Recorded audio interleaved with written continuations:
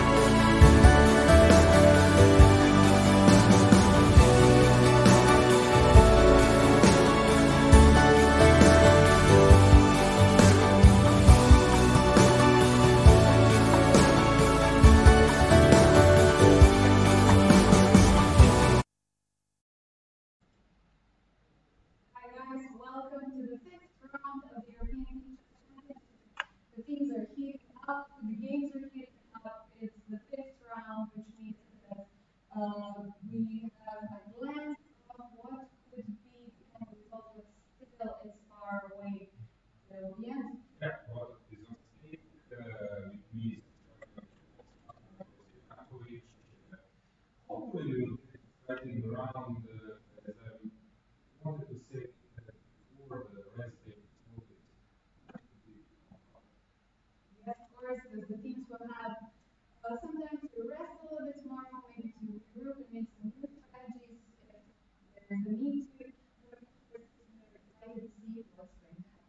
Also to recover, having a better tournament, for example, like Azerbaijan in the open section, and then sometimes the rest day really helps Galapagos or whatever else. Or play tennis like Ireland.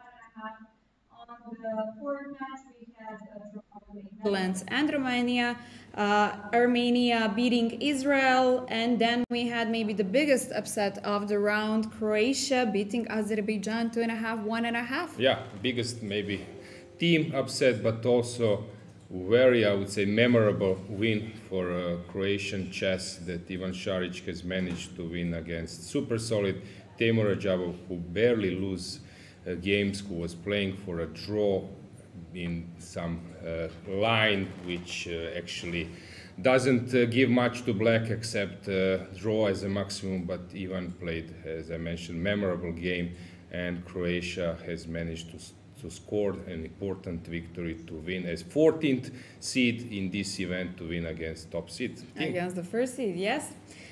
For today, we have the following matches. On the first board, we have Armenia versus Germany, where on the first board we have Teimour Vincent, who is celebrating his birthday today. Yeah, we can see him on camera. Yesterday was tough game for him. 2 days ago, even tougher. He lost against Predke. Then yesterday he was playing very well, and suddenly tables were turned. He was on the verge of losing, but in the end managed to hold a draw, which in combination with the last game, which was also a tough game for Germany, Kollars was struggling. In the end, they were happy to score 2-2 against Poland. Today, Teimour, as you mentioned, is celebrating his birthday, and it was nice. Since yesterday, my guest was Sergej Movsesyan, now captain of Slovakian team. Before, he was a important part of Armenian team winning Olympics plus World Championship, who has said that Teimour is a very nice person. He knows him where he was very, very young as a kid, and he didn't change much, which is nice to hear. Yes, we will see if the birthday wishes do come true, and if Germany will manage to beat Romania today. Of course, this is a very tough match.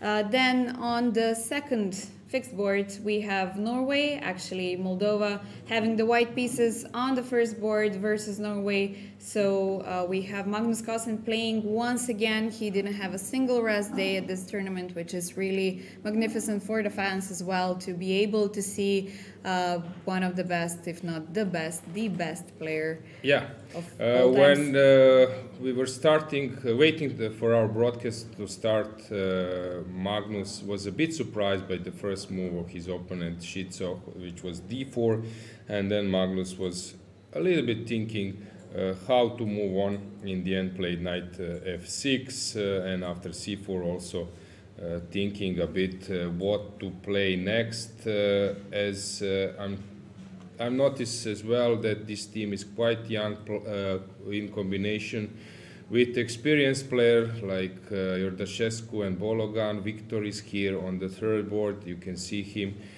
Before he was sort of top player. I think you can check him in Dragana. I think he was 27 plus for sure. very strong player, coach, and now he's representing Moldova on the third board. So let's see his top rating. You will provide us this info now. He's 25.74, but Yes. he was 27. 27.34. Yeah, so very impressive, and now Very impressive. he's playing on the third board. This match will be very interesting to follow. Yesterday, Magnus has scored an important win because the match was not so clear. Tari was having some problems, and also on the third board, Amar. But Magnus, in his game as well, was struggling a bit at some point because it looked much better for him, and then it was close to draw. Of course, draw would be very painful for him because he's a huge favorite also in terms of rating, but he showed his class and just played brilliantly in the end game. So maybe we can switch to another match. Yes, we have on the third board, we have Azerbaijan versus Montenegro. They are playing against another Balkan country. We will see if they will manage to beat Montenegro today. They suffered a very tough loss yesterday against Croatia, as we've mentioned. So this is a very important match today to get back on track.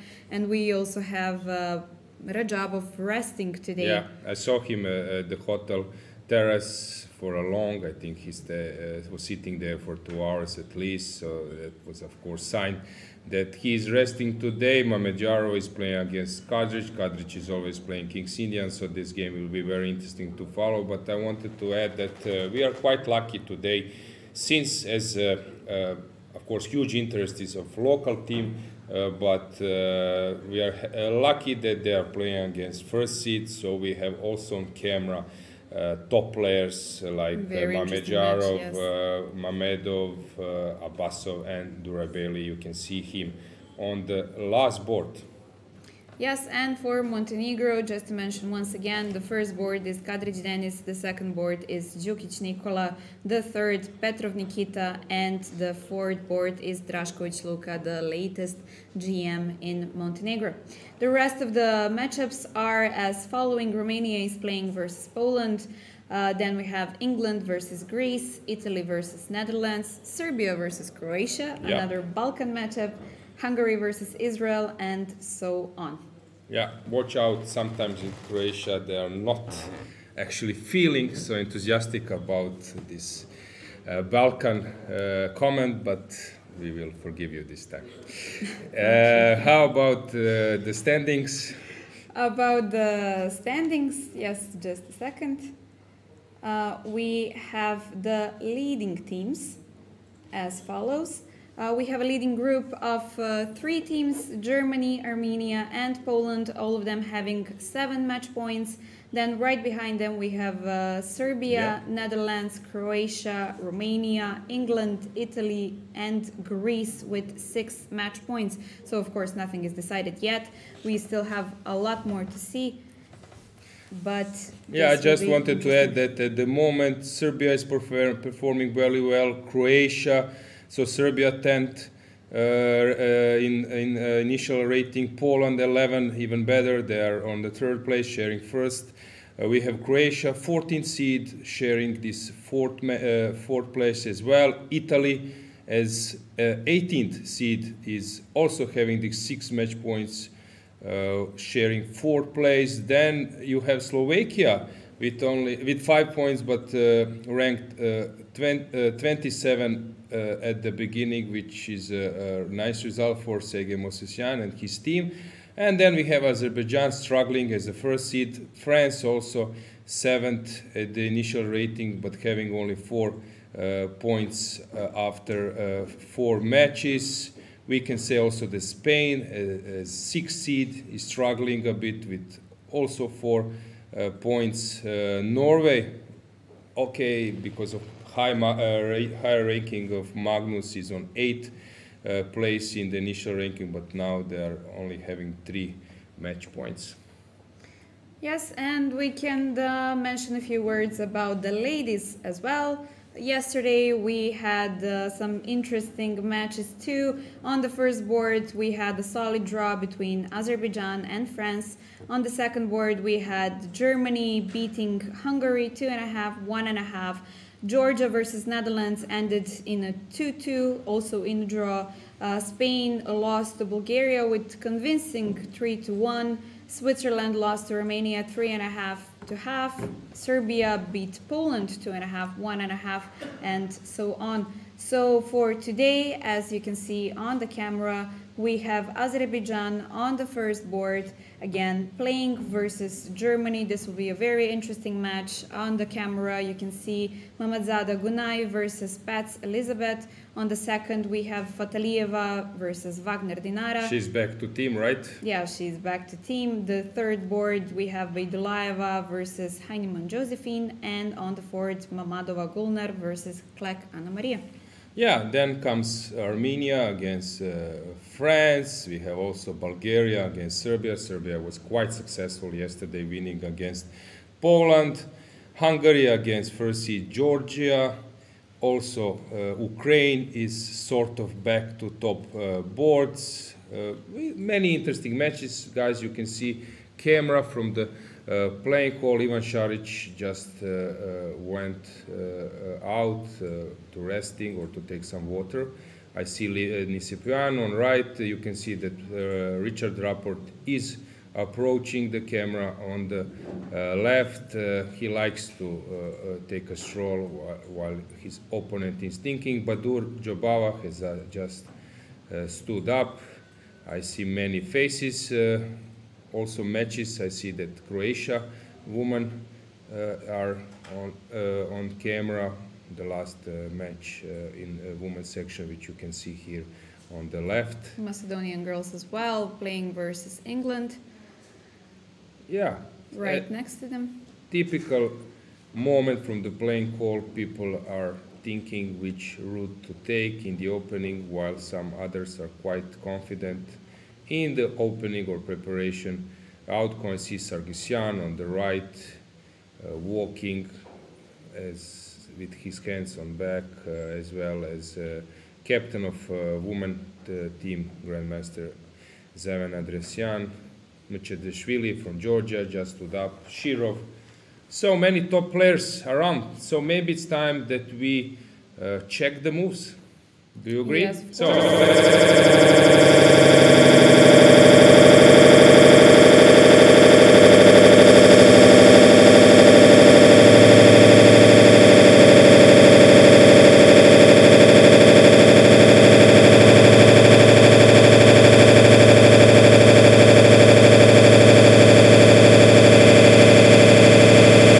Ended in a draw. It was perfectly this, but here bishop g5 was option from Vityugov. Šarić was well prepared. e4 played many times. So many strong players are playing this position, where the point is that only weakness of black is this isolated pawn, but it's of course not enough, and it's not easy to prove anything.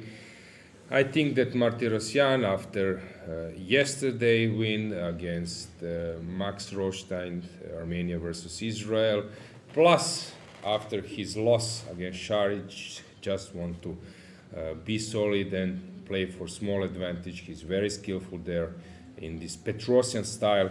So I'm not surprised that he's choosing some line that he has some small plus. If the draw happens, what to do, but if there is some kind of slight change like Predke did against Teimour, then he will go for it. Then we move on to the best, I would say, team player of Armenian chess history, Gabriel Sargsyan, who is really doing great in all those team events. He's focused, determined in playing for Armenia, and here he's already just coming out with his preparation. He's a pawn down, but he's very skillful. We will see, will Erasmus find something, but I'm quite surprised that e4 came on the board, because Erasmus is mainly d4 player. Actually, he played it against me in 2017. European teams, it was a draw, but I was only expecting d4. So e4, he has his reasons, probably thinking that he can outplay Gabriel. bit easier or with some chances instead of heading for d4 closed openings where it's more positional, and also Gabriel is playing that lines with white pieces as well. Then we move on to Blue who is playing against another known d4 player. Actually, in Armenia, players are mainly playing d4. Melkumyan, Sargsyan, Aronyan, before recently switching a bit to e4, Martirosyan as well. This is known as slight plus for white. Although black has exchanged the dark square bishop, still this space advantage means something. And then we move on to much complicated line. Shakhriyar is one of the best Nidor players in the world, although he's not rated as a chess elite, but he knows what to do with white or black in neither Sicilian. This looks complicated. Any remark Yeah, from I your just side? wanted to say that so far, looking at the points from the Armenian team, Melkumyan is having 2.5 out of 3, being the most efficient player in the team so far. Yeah, he was a bit lucky in some games, winning against Martinovic yesterday. Also, it was tough, but without luck, you cannot score heavily in team events. So, yeah, big kudos to him. Yeah, Sargsyan is also doing well, 2 out of 3, which is good on top of the board. Yeah, Shakhriyar as well. While in Germany, maybe we can tell Yes, the viewers. in Germany we have 2.5 out of 3 for Donchenko on the 4th or 3rd Who board. is resting today? Today we have him resting, I think. Yeah, Donchenko, yes. Also, Teimour having 2 out of 4 on the first board. Of course, it's always the toughest to play on the first board. Svane having 2 out of 4 as well, with all draws so far. We have Blue winning in the 3rd round and having 2 out of 3. And for callers who had the least chances to play, we have 1 point out of 2 with 2 draws from the 2nd and 4th round. That's about those infos about that match. Then we can move to the, let's see what is Norway doing against Moldavia. So as I mentioned, Magnus was thinking a bit here. So for a few minutes, then also g6. And in the end opted for King Indian, when this h3 line, very fashion one, came, knight c6, just trying to get some complicated position. Then we can move on to second board. In second board we have Tari, who is playing Italian game. Okay, non-stuff. We will get the board quickly, I guess. So while we are waiting, we can comment. We can say, Norway. Of course, the top results. performer for Norway is Carlsen Magnus with 3.5 out of 4, only a draw in the second round. Let's tell viewers about performance. So he's performing 28.90, which means that he is collecting close to 2 points. Yes. We will see if this ELO rise continues today. Then we had Tari, who was struggling in the first round, having a loss, but still having 1.5 out of 3. Then we have Amar with 3 draws, 1.5 out of 4. And it would be... Yeah. Yep. That's it, but we can say that Frederick, who is playing on the last board for Norway, has 2 wins in the last 2 games. He started with null and then 2 wins, which means that he's completely recovered after that. After that loss. On the third board, as I mentioned, Viktor Bolelgan, very experienced player, although his prime is behind him, but anyway, he knows how to play strong. He's now playing this similar line like he did 2 rounds ago. And then we have last board, playing this aggressive line with sacrificing with b3, which people are playing these days. Somehow in chess now, it came out that this Catalan initiative in combination with the pawn down, it's long-term very unpleasant for black, so everyone is trying to combine that option. We can just check how Montenegro is doing, because as we said, they're playing against the first seed. In that teams, you might give us more info. Yes, of course. Also about Moldova, we didn't mention how they're doing. Moldova, first and second board being the most efficient so far, 2.5 out of 4. Actually, Bolgan being the most efficient if we look at the statistics with 1.5 out of 2, but playing more games, let's say that we give advantage to Ivan and Matvei Andrei. But Bolgan having 1.5 out of 2. Then we have Iordanescu with only half point out of 3, hoping that he will get back as soon as possible. Lashkin Yegor having 1.5 out of 3. Rating performance wise, we have Ivan on the first board with 26-16. Yeah. And about Montenegro and Azerbaijan, it's quite obvious that Azerbaijan will struggle in terms of rating loss or gain.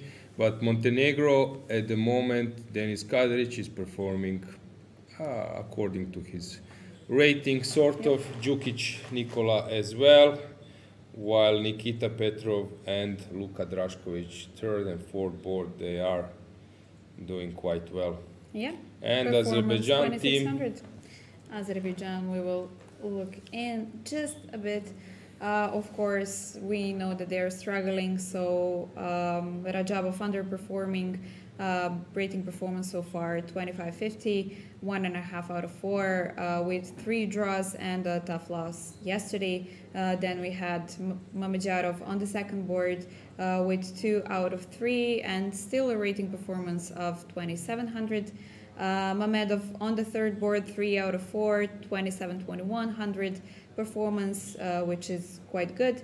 Basov Nijat on the fourth board, a slight underperformance, 1 out of 3, and then we have Vasif with 1.5 Abasov is actually losing a lot, already losing 11 rating points. Let's check the games. So we have Mamedyarov on the first board playing usually usually playing d4 in combination with g3. He likes to have a bishop. This queen a4 was played in many games recently. The idea is to get some kind of new position to get your opponent out of the book. As I mentioned, Denis is mainly playing King's Indian, but against this G3 fianchetto setup of white, he is sometimes transposing to fianchetto lines, Greenfield lines, and okay, this h4, h5 is very fashionable, and I would say position which in general is preferred by Mamedyarov. Then we have Djukic against Mamedov, playing this bishop b5 Sicilian.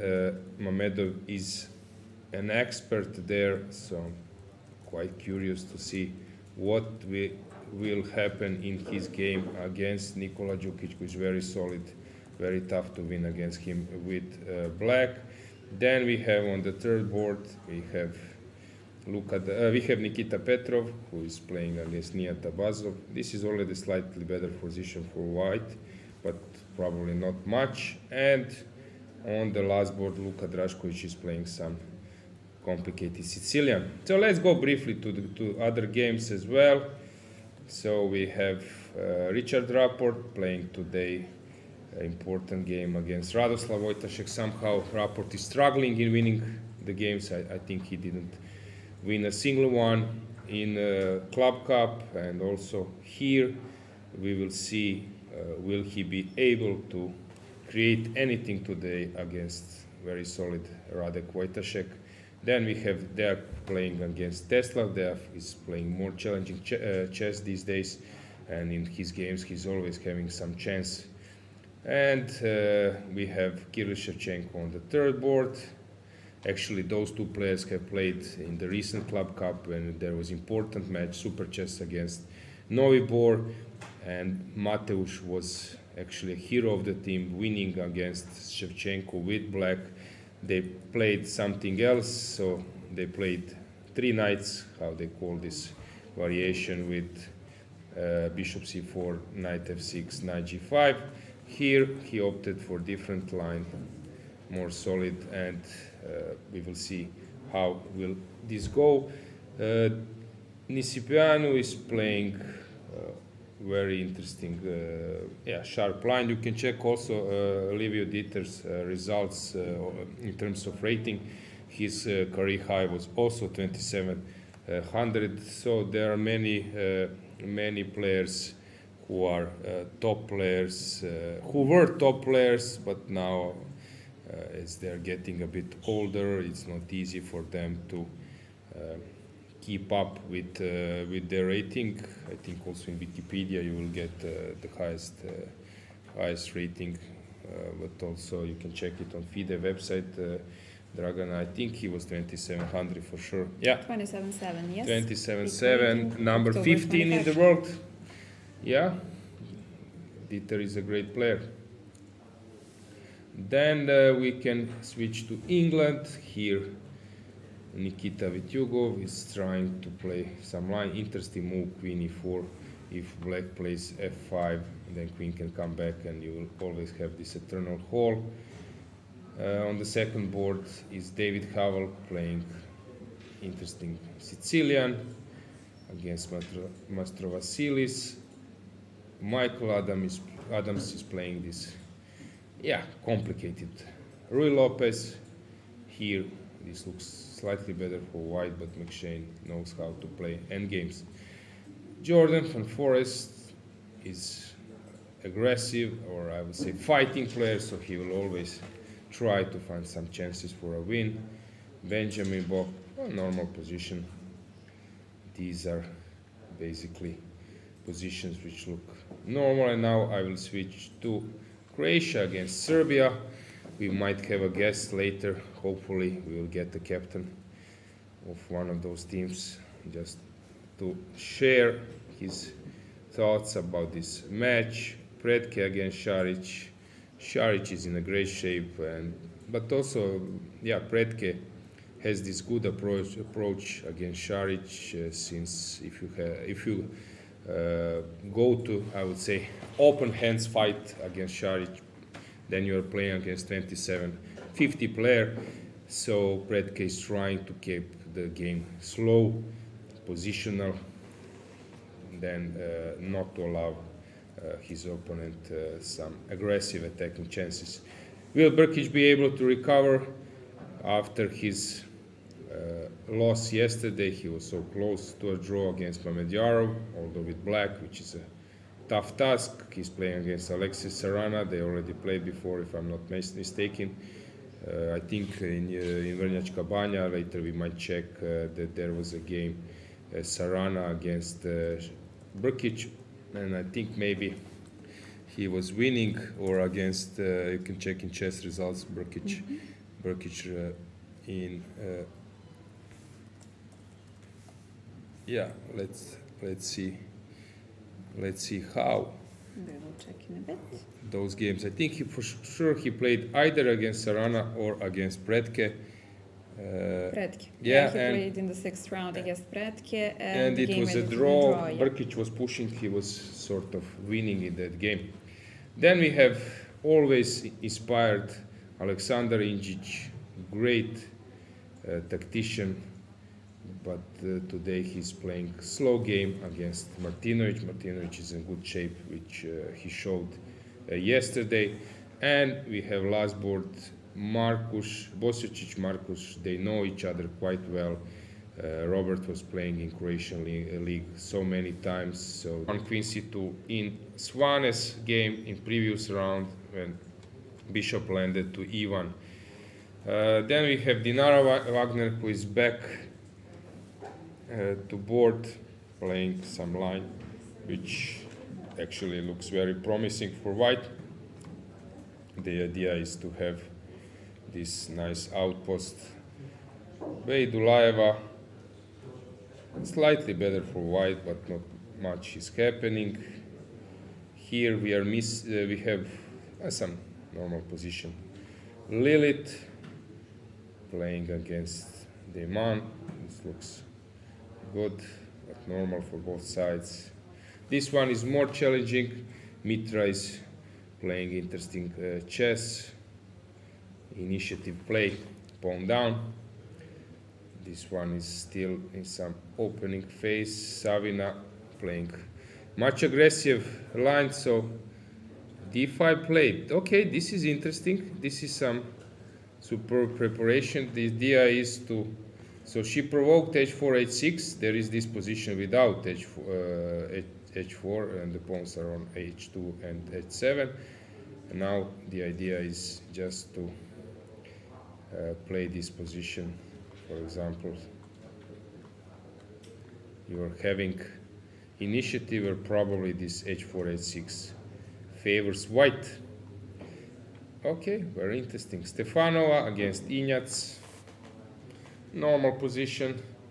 Yesterday, Antonetta really pulled out, not a miracle, but in the opening she was struggling, and then in the end managed to win the game. It was very impressive how she fought.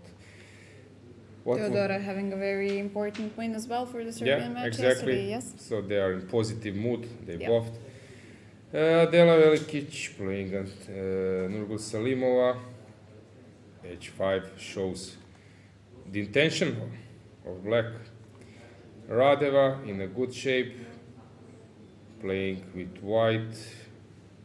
Usually when bishop comes to b2 in Sicilian, it's very tough to play with black. I remember when Zdenko Kozul has told me that he played against Jula Sachs in, let's say, 80s, beginning of 80s, top 10. You can check Jula Sachs, what was his career high.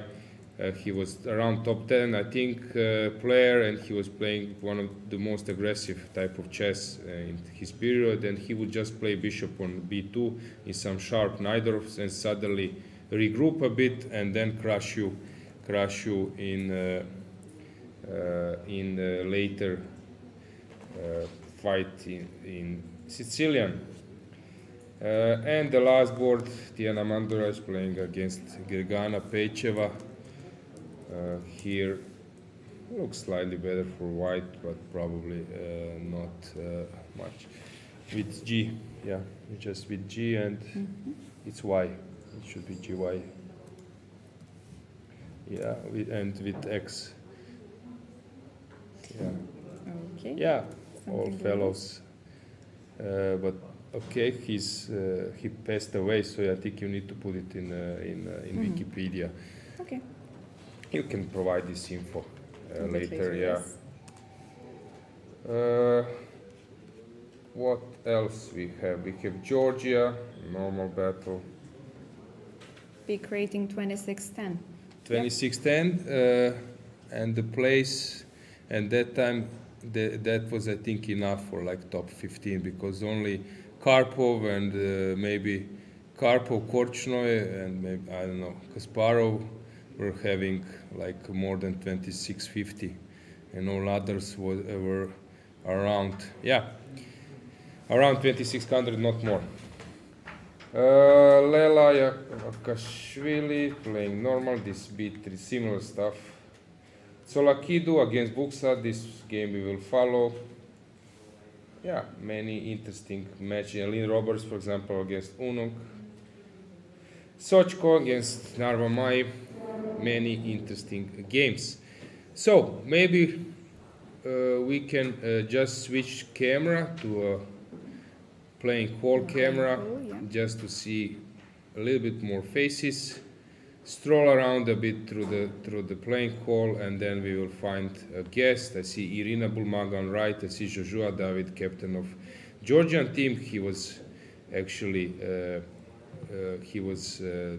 captain also in the World Team Championship Rapid format, where Georgia became world champion just recently in September. So players sitting, North Macedonian players I see. Yeah, Monika Stojkovska on the first board, Ivana Manova on the second, Petrovska Katarina on the third, what you can see on the cameras. Yeah, I see Croatian players, Mirjana Medic, Ana Berke, Tihana Ivekovic, Eva Mihaljevic. I see them. I see now captain of Czech Republic, also Boleslav walking around, Badur Jobava is walking, thinking. There are some grandmasters who just never stop their mind. Okay, so let's make a break and then you will have a guest. I have someone who will join Dragana.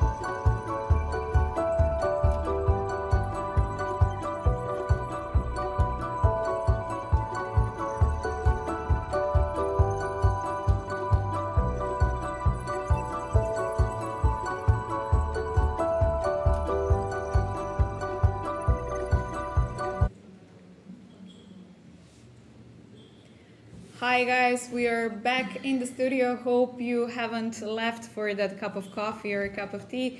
We have a very special guest today.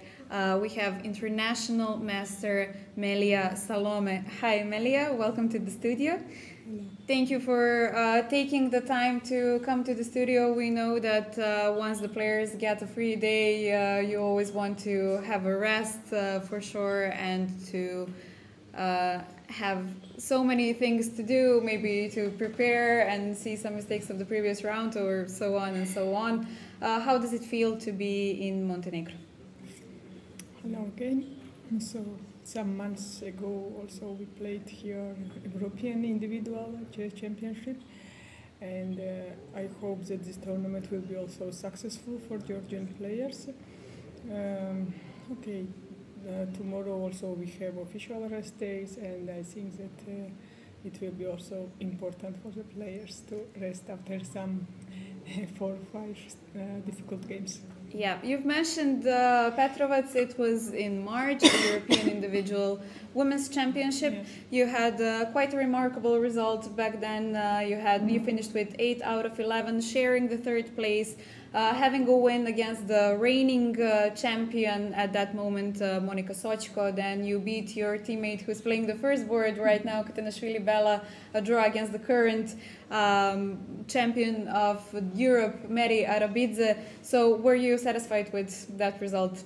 Yes, also the Mary won this tournament, and as you already told, I shared third place. And this championship was very successful for us. About team championship, we started now, and not so good, I think. But same was in European individual championship. So for the first games, me and Mary played a lot of draws. And then we finished well, so hope that this tournament will be the same. Yeah, well, we still have time to improve, and we're hoping that Georgia will get back on track. We know that you're always in the top seeds, that you're always one of the best teams in the team championships. Of course, you have very rich chess history as well. Did you maybe have some role models from Georgia while growing up? How important was that for you?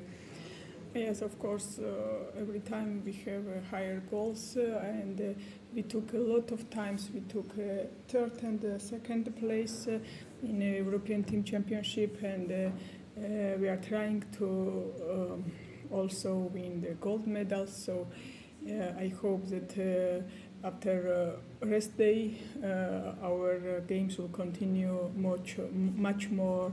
Will be much more results than now we have it. Also, I just want to remind our viewers, you had 2 consecutive goals in under 18 categories, right? You also had a gold medal at the World Team Championship 2015, if I'm not mistaken. Is there any favorite medal out of those? Yes, so first time I took my gold medal in European Championship under 18 in Cappadocia, and the second time I took it in Montenegro also. So Montenegro is very important yes. for you, yeah. Yes, so we have good results here. And as you told also, we won in 2015, we won the World Championship, team composition under women. Also, we won a lot of medals in Olympiad and other team compositions, and also I took twice bronze and the silver medal in European Individual Championship. So, there is some medals already which we also did not took yet. So one of this is European Team Championships gold medals, and we will try our best, and we will see if we could take it now or for next composition. Do you prefer playing individual or team championships? Since you have such a strong team always at every single championship, do you prefer team or individual? Team compositions, team championship is more difficult, I think, because you are not playing only for yourself. So we have more chances in team composition, but as a sportsman, I prefer individual championships. I know to that represent the country, of course, it's always a special pleasure. Always right? is very important to play in a Georgian national team. I know that you've recently played the Romanian League. You've played the World Cup as well after Petrovac. What is your next tournament? For this year, I think it will be last one. Probably, I'm not sure if I will go to play Rapid and Blitz championships, and then I will try to take some lessons for next year also. So I'm not only chess player now, as you already know, I'm also head of the regional chess federation in Georgia, Georgian Chess Federation. I have a lot of things to do there also, so I need some time to share with my chess career and also as a head of the federation. Can you maybe tell us what are the main events right now within the Georgian Chess Federation? Yes, this year we have two very important tournaments in Batumi. One of them was World and the Rapid World Championship in age categories, and there was also Compositions World Championship. And now for us is very important that we are building the chess palace there, and I hope that after this it will be more interesting chess live there. I've played the 2018 Olympiad in Batumi, and I can say that it was very well organized. I enjoyed it very much. So thank you very much for all of your efforts. Thank you very much once again for joining us in the studio. We are rooting for Georgia to get back on track, and we will make sure to follow you as much as possible. Thank you once again, and good luck. Thank you. Guys, we'll go on a short break, and we will be back shortly.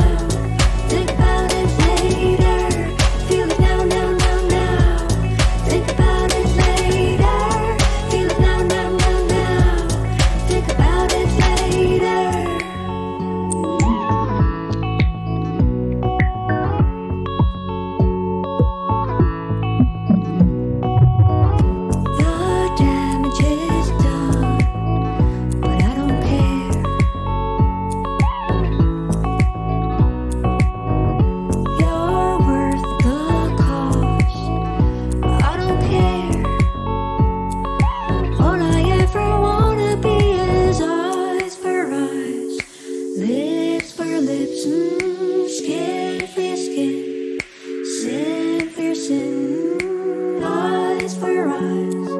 Lips for your lips, skin for your skin, sin for your sin. Feel it down, down, down, down. Think about it later. Feel it down, down, down, down. Think about it later. Feel it down, down, down, down. Think about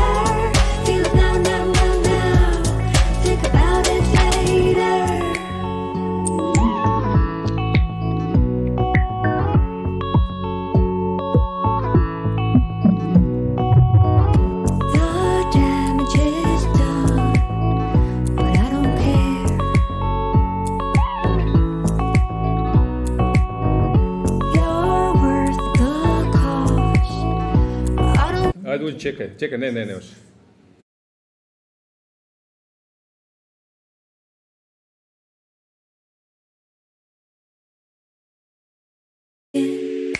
Sin for your sin, eyes for your eyes, lips for your lips, skin for your skin, sin for your sin.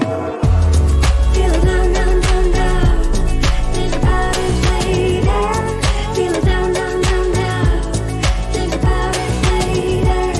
Feel it down, down, down, down. Think about it later. Feel it down, down, down, down. Think about it later.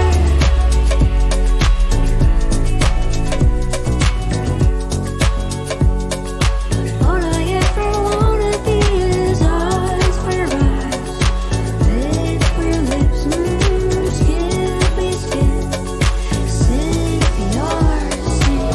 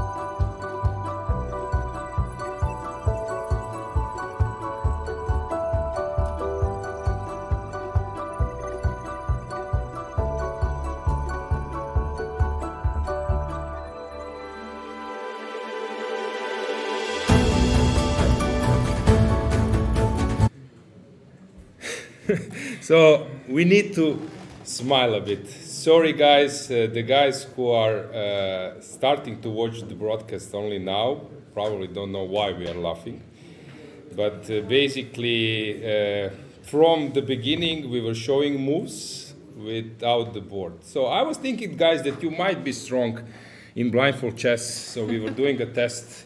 And I saw the chat, and you were complaining that you cannot follow analysis without the board. So we will stop with this practice and come back with the usual one. When we are showing something, the moves will be.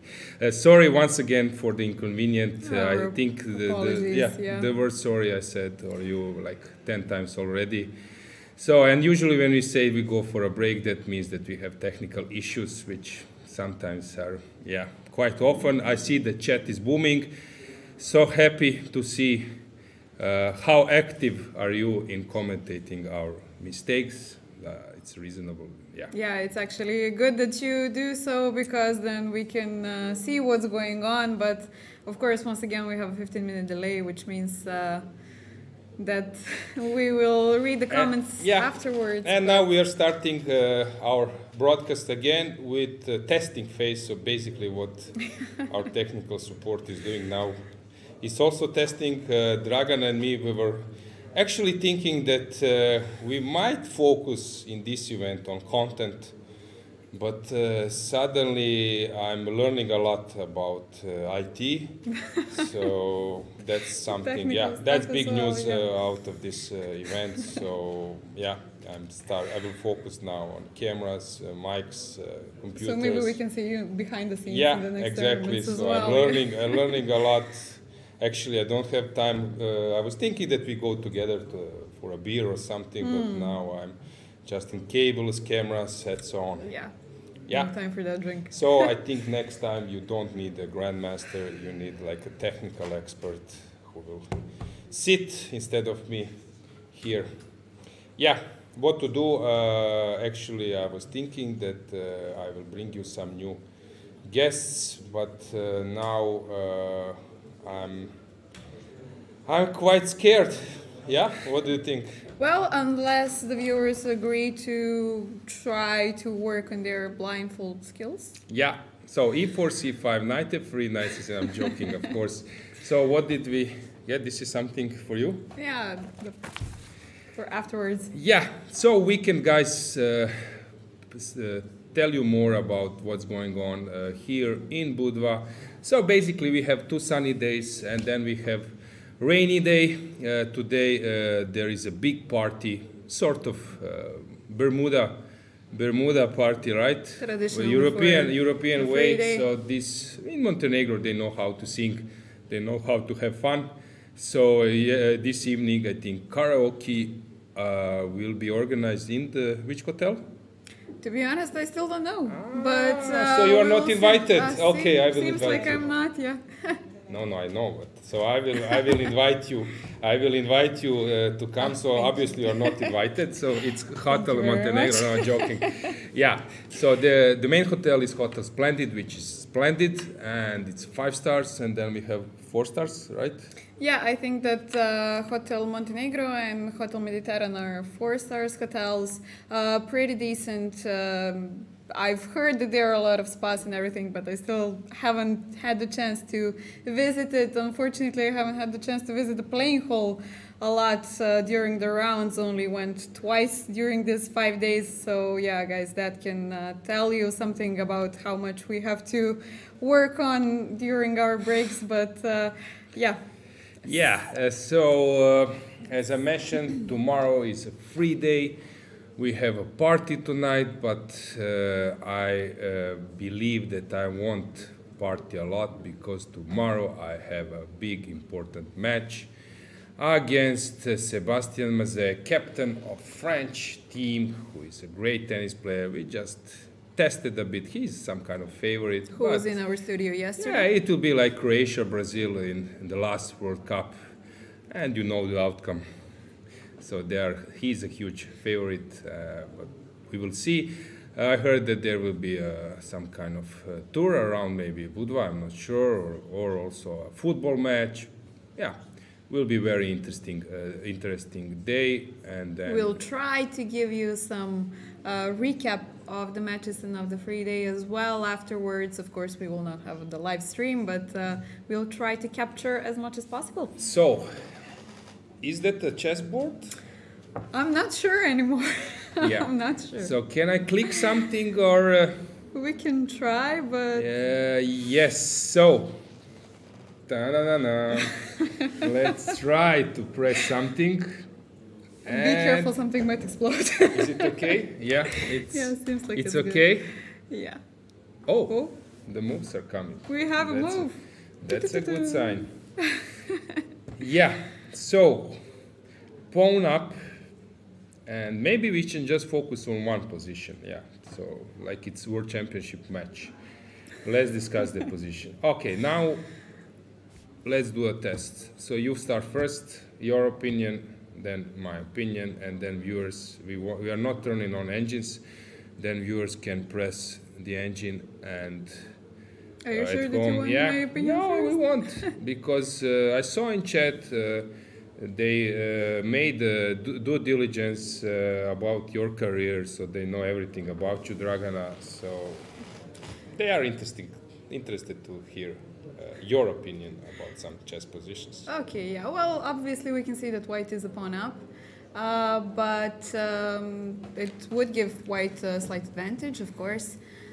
We have different colored bishops on the board as well, but we have very active pieces of black, so I still wouldn't give a definite evaluation of the position, and I would leave it to you.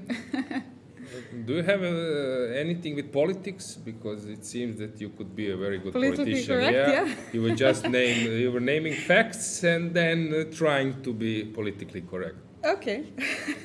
Big like. Yeah, and now comes my part. So, what I would say that first of all, when black makes a move, and this is basically the reason why people are blundering things. First, you need to ask yourself what. Okay, let's do it different. So there is, I would say, analytical part of position, and there is like I would say exact part of the position or play on the board. So analytical part will be evaluation of the position. There are many factors. First factor is material, which you counted, because let's say that you are walking around, you said that you went to playing hall, and that you want to check how is your North Macedonian team doing, and then you just briefly take a look of some game, and first what would you do? You will count material. So material is first factor. Then we have second factor, which is king safety, which is connected with pieces on the board. Of course, if there are not many pieces on the board, that factor that factor is not important. Then we have piece activity. So here you mentioned this factor, since black is having piece activity, but piece activity is temporary factor. That means that it can be improved. Usually, pawn structure is permanent factor. So after piece activity comes pawn structure, which of course means something if it's not material is not equal. It's equal. If material is not equal, then those other factors are more important. Okay, and then you make some kind of analysis. If you have better pawn structure, if you have better piece activity, then of course you can be confident. If your opponent is having some king without any pawns around or in the center, then of course this factor is dominant. Okay, so it's important that you watch out on those factors. Then comes situation on the board. Your opponent has made a move. And what is very important to get the right information, what your opponent wants. So the main reason people are blundering is that they don't ask themselves what is your opponent threat. This is a first and basic question in chess. This is first thing you need to do. You need to ask yourself what is a threat of your opponent. So after f5, threat is f4. If you don't get this information right, and you thought that f5 was just like a moving pawns to gain some space, then you will blunder. You can play h5, and suddenly after f4 you're dropping a piece because this knight then is deflected. So wrong information usually leads to blunder. Sometimes your opponent doesn't have a threat, but you should always ask yourself similar thing, what does your opponent want? So for example, that there is a rook here, king is here, and your opponent wants to make a castle, so he moved his bishop and wants to make a castle, then you're getting this information. Aha, this guy wants to make a castle. Or he plays knight through c6 to d4, and you think that he will take your bishop, which is some positional threat. Then you can think about three things to work on this matter, to ignore, or to counterattack. The main thing between let's say, difference between top players and lower players is that lower players immediately, or let's say 80% or 90%, they're focused on working on opponent intentional threat, not thinking about counter-attacking and ignoring. Top players, 80% they're thinking about immediately about counter-attacking, 10% about ignoring, and then, or 15%, and then 5% only to solving opponent intention. But this is a key. The difference between Magnus and some others, because he's getting information quite quickly what's going on the board. The thing is that players think that Magnus immediately comes with the best move in every position. No, he gets information what is direction, what's going on the board, and then he's searching for a cure or for some kind of solution, and then comes fast on the board. And what I'm always saying in sharp position, the main difference between a top level player is that they can focus on the whole board. So all 64 squares. When you are focused on 64 squares, you are sometimes ready to find invisible moves. What is how this happens? It happens because you are, for example, starting to play chess. You lose material, you lose your pawn, you lose a rook, and suddenly you realize that you will lose a game when you are losing material. And then you got too connected with material. These bonds become very strong, and then you are not ready to play on squares where your opponent have control. When you are becoming better, and then you move away from that dogmatic attitudes, then you are ready to play invisible moves on all 64 squares. That's my story. So in this position, I would say, first of all, there is a threat. I would say that long-term white for sure is better, since this activity is actually meant to be to try to get into, let's say, some position pawn down or something. So for sure, white has slightly better position here. Black is actually waiting with this knight. He will check how to exchange it. White can maybe somehow exchange it, but long term this piece probably should be exchanged. H4 pawn at the moment it's not ready to be pushed, because then it can be blocked easily. So basically white will try first to kick this knight. I would say in some kind of analysis that it's for sure 0.40-50 for white. You? I agree.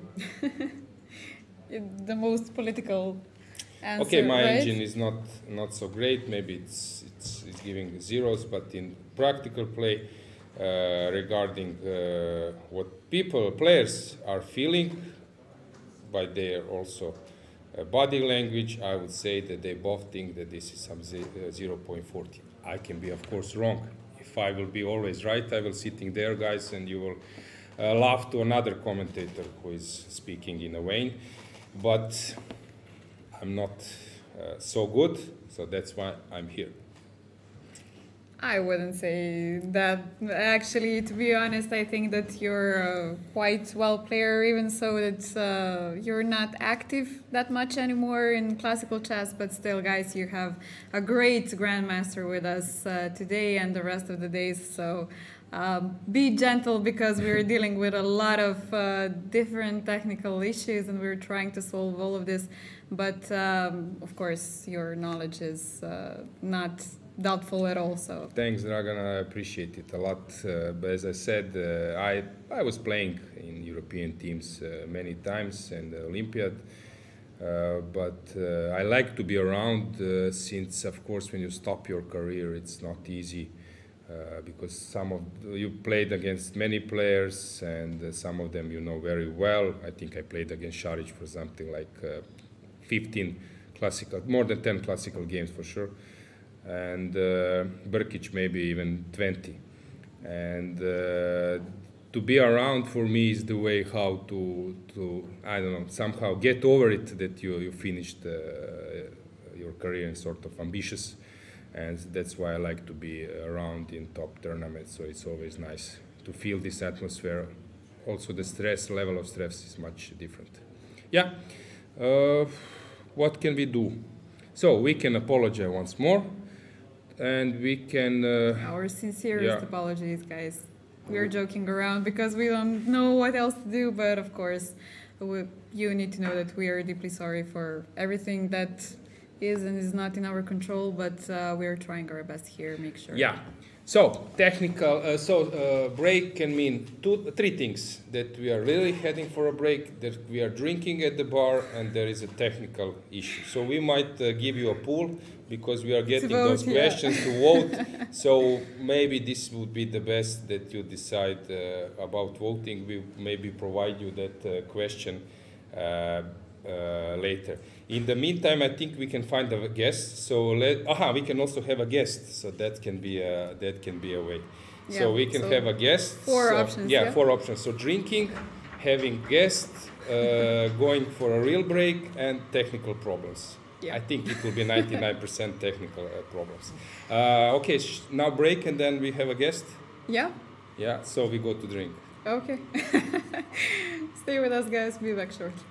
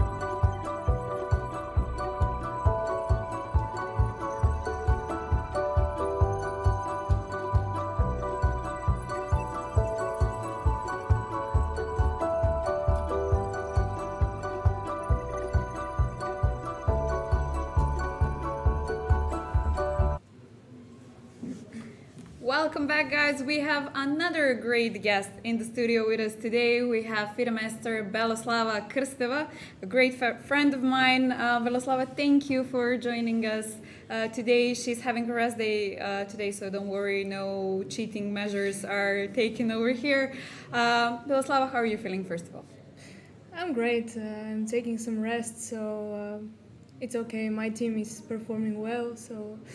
How is the team spirit in Bulgarian team so far? It's very good. I'm happy that we actually collected the strongest team possible.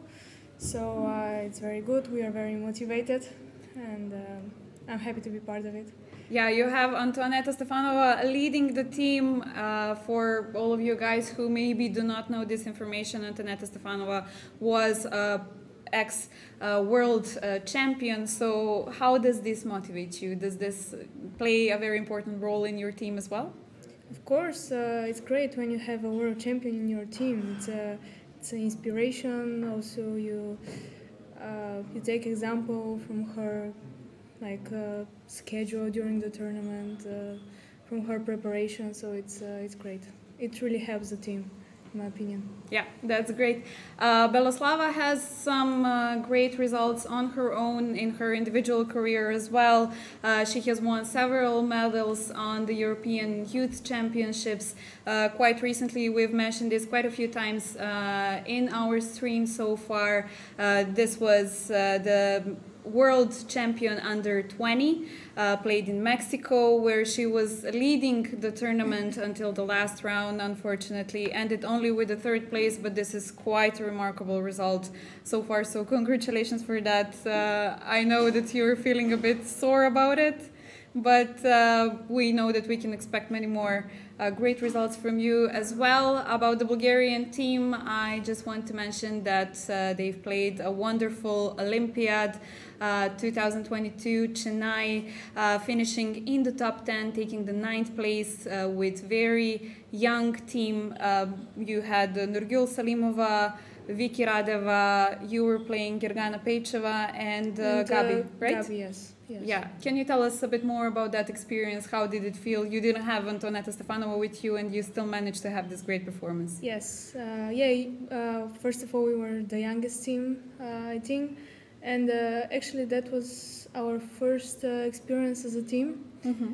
And it was a great atmosphere. And again, it was like, when you go into this mood for being part of such a great team. And and it really helps your playing as well. You got a lot of praises when you got back home, right? You made Bulgaria proud, I'm sure. Yeah. It's Okay. great now. Chess is getting more and more popular in Bulgaria, so I'm happy about this. Can you tell us a bit more maybe about the World Championship in Poland as well? You had a very nice result against China, beating China and taking them out, right? Yes, it was very unlucky. The last round, we couldn't manage to qualify. Mm-hmm. We had to make a draw against Germany to qualify. I'm not so sure. But yeah, we somehow didn't manage to keep the score, so it was a bit unlucky. But yeah, again, it was a great team.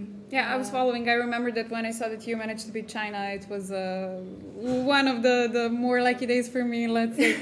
Bella is a great friend of mine, of course, and she's playing for Gambita Secco.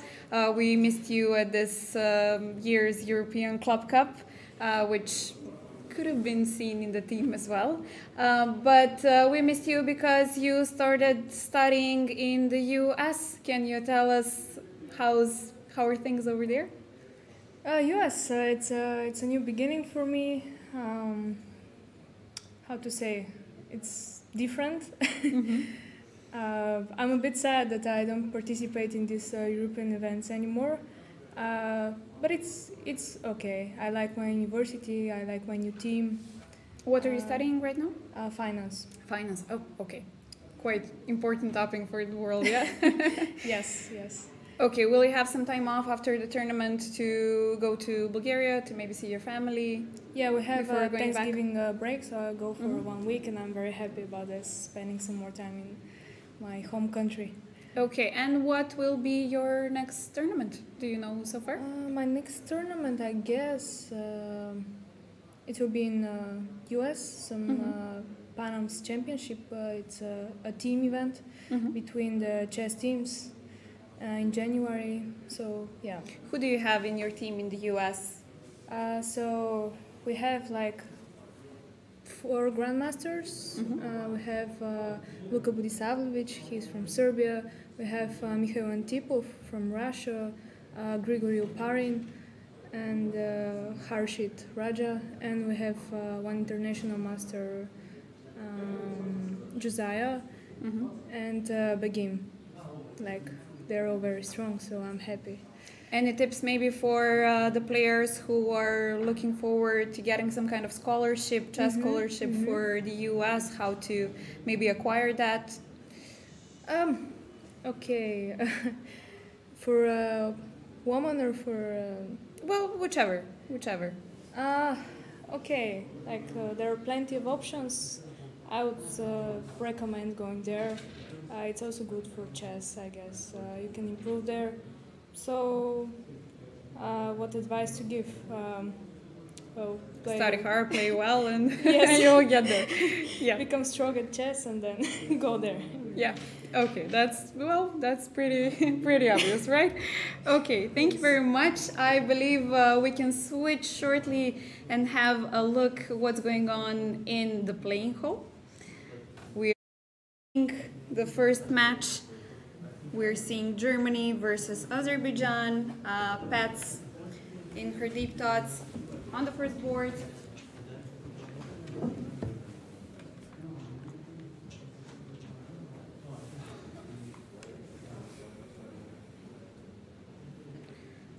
Yeah, welcome Beloslava from my side as well. Let's dig into some insights you have as a player here about maybe some positions you could tell us more, but you want to stay with the first match, or you want to immediately to check your team? Okay, let's first of all check my team. Okay, because good. I'm very curious about this, and then we can... Okay, good. So today you are playing against Serbia.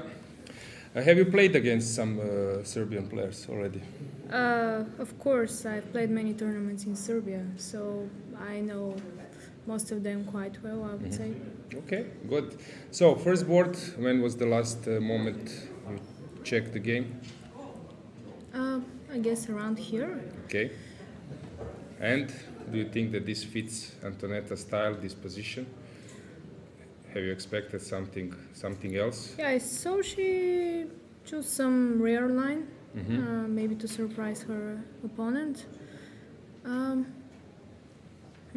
Yeah, okay, so we have this position, 2 bishops, but outpost on d5. Probably slightly better for white. Close to equality maybe already, I'm not sure. How would you evaluate Antonetta's style? Like in Antonetta's terms of more aggressive than positional or universal? She's more or less universal, but I would say that she's very aggressive. She's very sharp, creative or player. Creative. Okay. Yes. Yeah, I'm asking, is this position fits her style or not? Okay, yesterday she managed to outplay also her opponent in the end game, so she knows how to play slowly as well, I guess. Yeah. Okay, not much is happening. Next, this one. I was following. I was actually telling to our viewers about this move, which unfortunately they couldn't see, that this h5 is some kind of showing the intention in this game. Salimova is, I think, aggressive player, right? Yes, definitely. Also, yeah, we did the h4, I guess, yeah, and then... Yeah? Yes. This looks quite promising. I was here, I thought maybe she could take On bishop f3. f3, yeah. It looks very interesting. Yeah. Okay, probably white will at some stage either try to push f4, but it's of course normal way to play. But maybe also bishop f5 is just good enough, because she's controlling e4, and this knight needs to find a spot to play. Okay, this is like interesting positional decision. Not to exchange on d3, but to play queen e7 instead. Because For she was everything for the control of e4 square. e4 square. Yeah, I agree. Yeah, in the end she took, and now came this e5. Yeah, black is equalizing, but to get something else is not easy. If you want to win. But I'm also not sure. This was stopped. You cannot really cast, like the h4 pawn might get weak if you castle, yeah? And Okay, I agree. But castling probably is an option. What else? Okay, she made a move. Okay, she castled. She castled, okay. White has some problems with development though. Yeah, d file if black comes first. Yeah, this looks quite promising, I would say. Actually, yeah. Also here, this doesn't help. Now some a3 would help at some stage. Okay, and your friend, Victoria, Yes. how is she doing? She's an exchange down, yeah? Yeah, this is what I've noticed. So what has happened? Some blunder? I don't think so. I believe in her skills. Let's see. Okay. Okay, she for sure Okay, has for sure. He said compensation here. she wanted to sacrifice. And actually, it looks quite promising. I actually like her position, yes. How would you evaluate or assess your way of play? Aggressive or positional or universal? I would say more like positional, maybe. And Victoria is more aggressive, right? Or Yes, I think so. Yeah, she for sure has enough compensation here. This knight h5 was a good move, I think, to exchange To the exchange, bishops. To have some weakness on d6, I have strong pawn center. Yeah, And, looks quite promising now. think Black will she's need better. to have a knight to control d5. Looks very good also. Time management is in her favor. Looks good. And So I think it's easier to play with Yeah. white. I agree. Probably. I agree somehow. Yeah, harmony is in white camp. Very nice. Nicely organized. And we have last board. Tiana Mandura is playing against Dragana. Dragana was mainly playing with white. Today she's black, right? Yes, her first game with black. Okay, so let's. She's doing quite well here. So Okay, this a5 is a weakness, but she can of course run away as well. She doesn't need to. Exchange the bishops. Bishop b7 looks just to protect the rook, not allowing some motives with the hanging rook on a8. So, yes. but okay, looks complicated. White is also very solid here. Hard to say. Okay, this weakness on a5 is very annoying, but Yeah, maybe she will hold it even at some stage with bishop d8, but I agree. I agree that white has more compact structure. Okay, any particular game from top games in the event? Did you catch something? I couldn't Appro- manage to. But we can check Okay. sports. Sometimes I'm doing too fast analysis, so we can a little bit stick a bit more. This was actually seen in Svane's game where he played this bishop d2, rook c1 in Catalan, bishop e1. This is quite common. I would say that only knight on a3 is having questionable future. Still, for me, in the opening phase, I don't know. What do you think? What is the plan of white here? Okay. Here, I think he'll just wait and to see. Of course, black can some stage push even f5, but this is long-term weakness. I think she will just start regrouping and maybe. The knight maybe Yeah. somehow. Yeah. Yeah, this is typical slow positions. Yes. Nothing happened. Yeah, at the moment it's quite solid.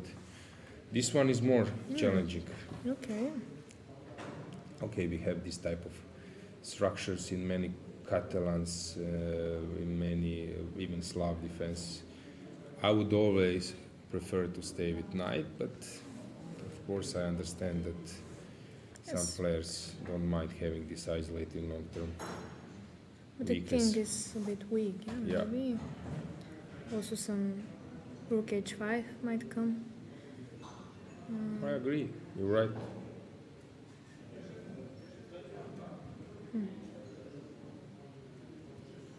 But if black is not able to find some direct threat, then if you need to stay put, then it's easier to find moves with white.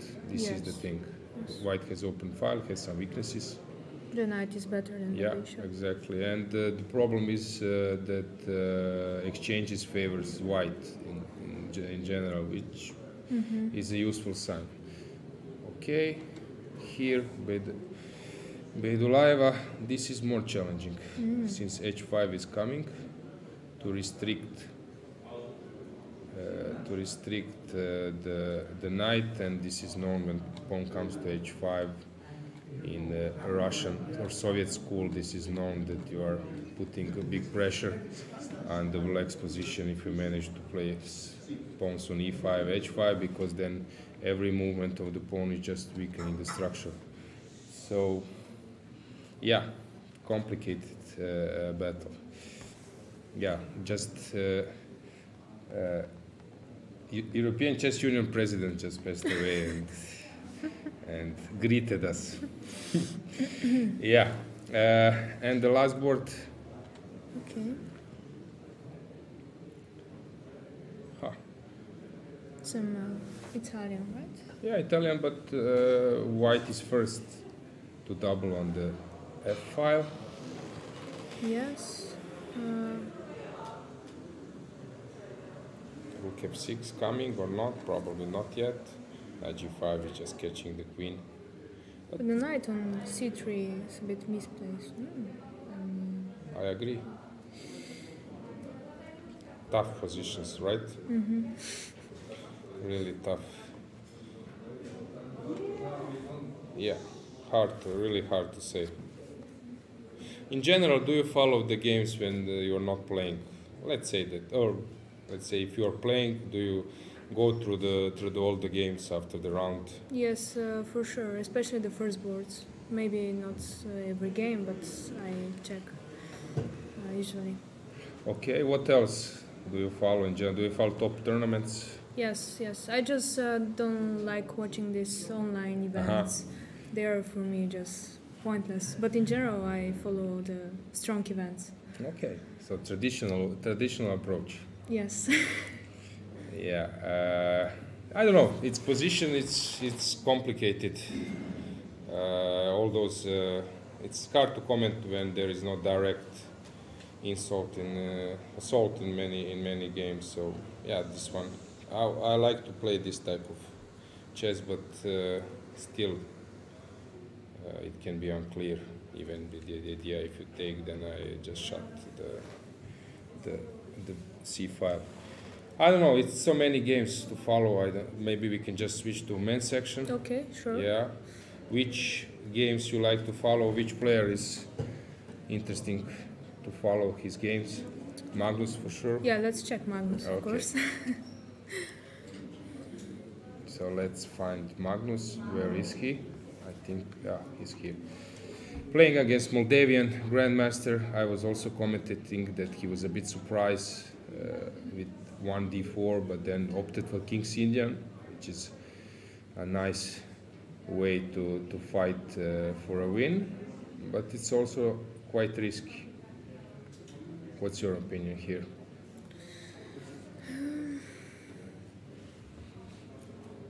Okay, both sides had done their typical plan, but where is my white square bishop? Yeah, this is what I wanted to comment, that the main difference here that white is missing a light square bishop, and what I was taught in the King's Indian, and my experience, that with black it's important that of course it's better if you take dark square bishop, but it's usually enough if you take light square bishop as well. Long term, although it seems that this is not so important for white as he's having this pawn chain, but long term when your bishop enters the game later in the end game or in joining the attack, then white is missing clearly that light square bishop. Also, sometimes you need to have bishop to be able to penetrate on the queen side at some stage. So long term it's useful for white, for black, but still, yeah, you need to be very patient. And I added one remark that playing King's Indian you need to be very tricky, because if at some stage you need to also include psychology, try to make some threats, create a mess. It's not easy just to play positional. What's your opinion? Because you're a d4 player. Yes. So you know those structures for white side, right? With black you don't play King's Indian. Yes, yes. What do you play on 1d4 with black? With black? Okay, I play Nimzu, I play Queen's Gambit, declined.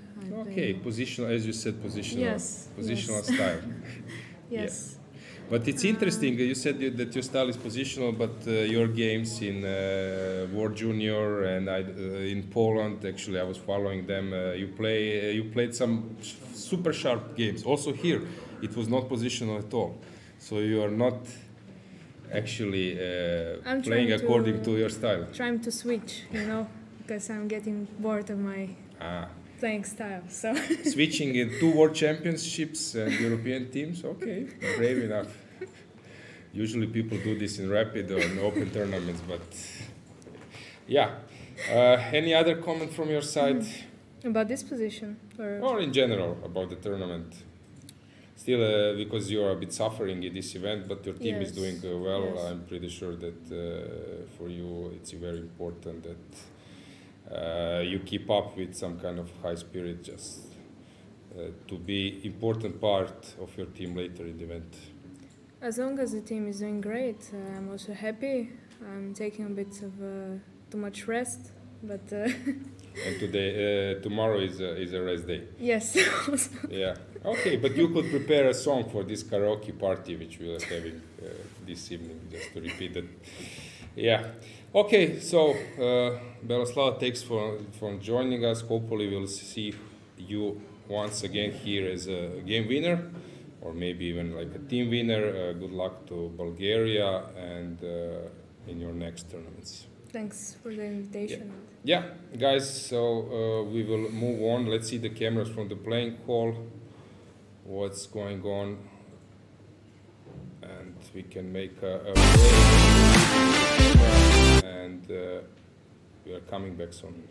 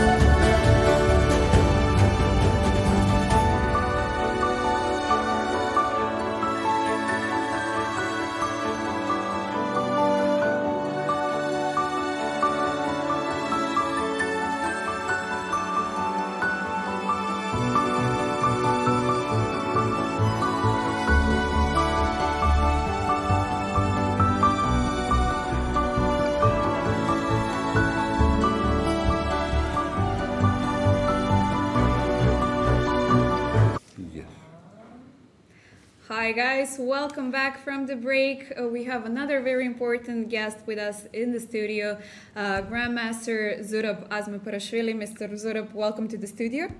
Thank you. Good evening. Can we continue like this, just Zurab?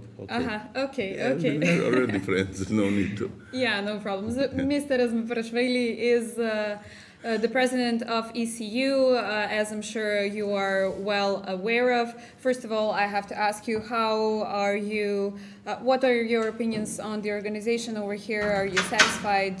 How does everything look like over here from your perspective? Thank you. Good evening, everybody. So, first question is very clear answer. Organization is on a very high level. I'm very happy to see this, that how Montenegro Chess Federation and organizers, they are improving the all kind of conditions and making their best for successful event. And I hope that all players are happy with this, and as well as other people who are working here. I want to mention that I think arbiters, I want to mention the our journalists and promoters and everything. I think all is good, and this is a good example for future organizers as well. Yes, the Montenegrin Chess Federation had recently organized the European Individual Chess Championship in March in Petrovac. Overall, we had a very eventful year, and ECU can be proud that most of the events had record-breaking numbers of players or teams. Yes, you just mentioned about the Women's Championship, which was organized in Montenegro during the March, and I would like to mention that the tournament was on their own. Individual was just organized in Vrnjačka Banja, Serbia, and the level of organization was also very high.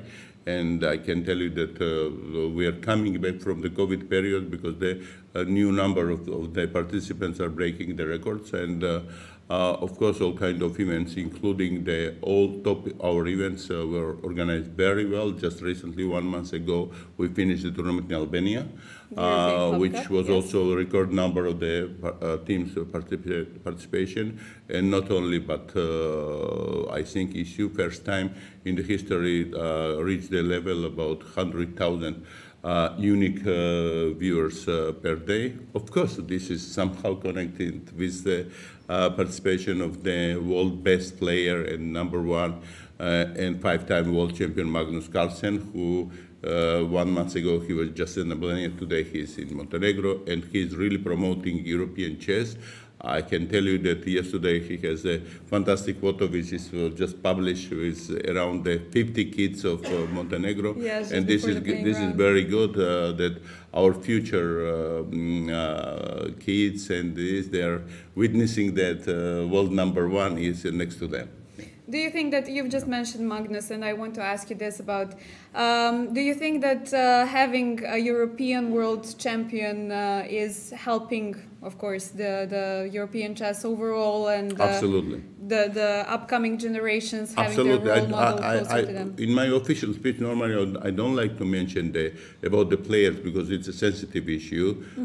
Doesn't matter it's a world champion or the player which is not big ambition.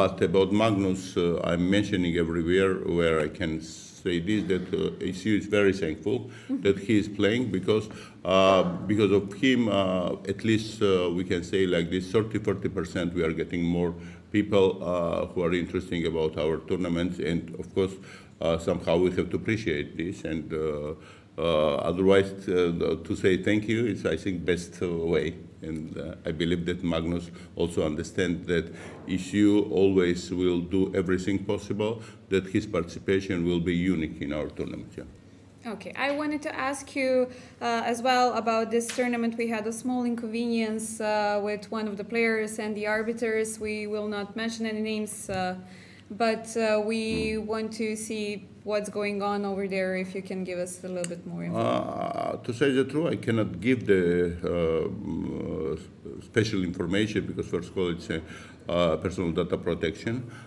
We must follow, but of course I can say that any tournament now can have any kind of the complaints, and The governing body have to react. First of all, it is important to build a panel, which is the investigatory panel, and the investigatory panel have to bring the results based on the evidences and based on the witnesses and all this.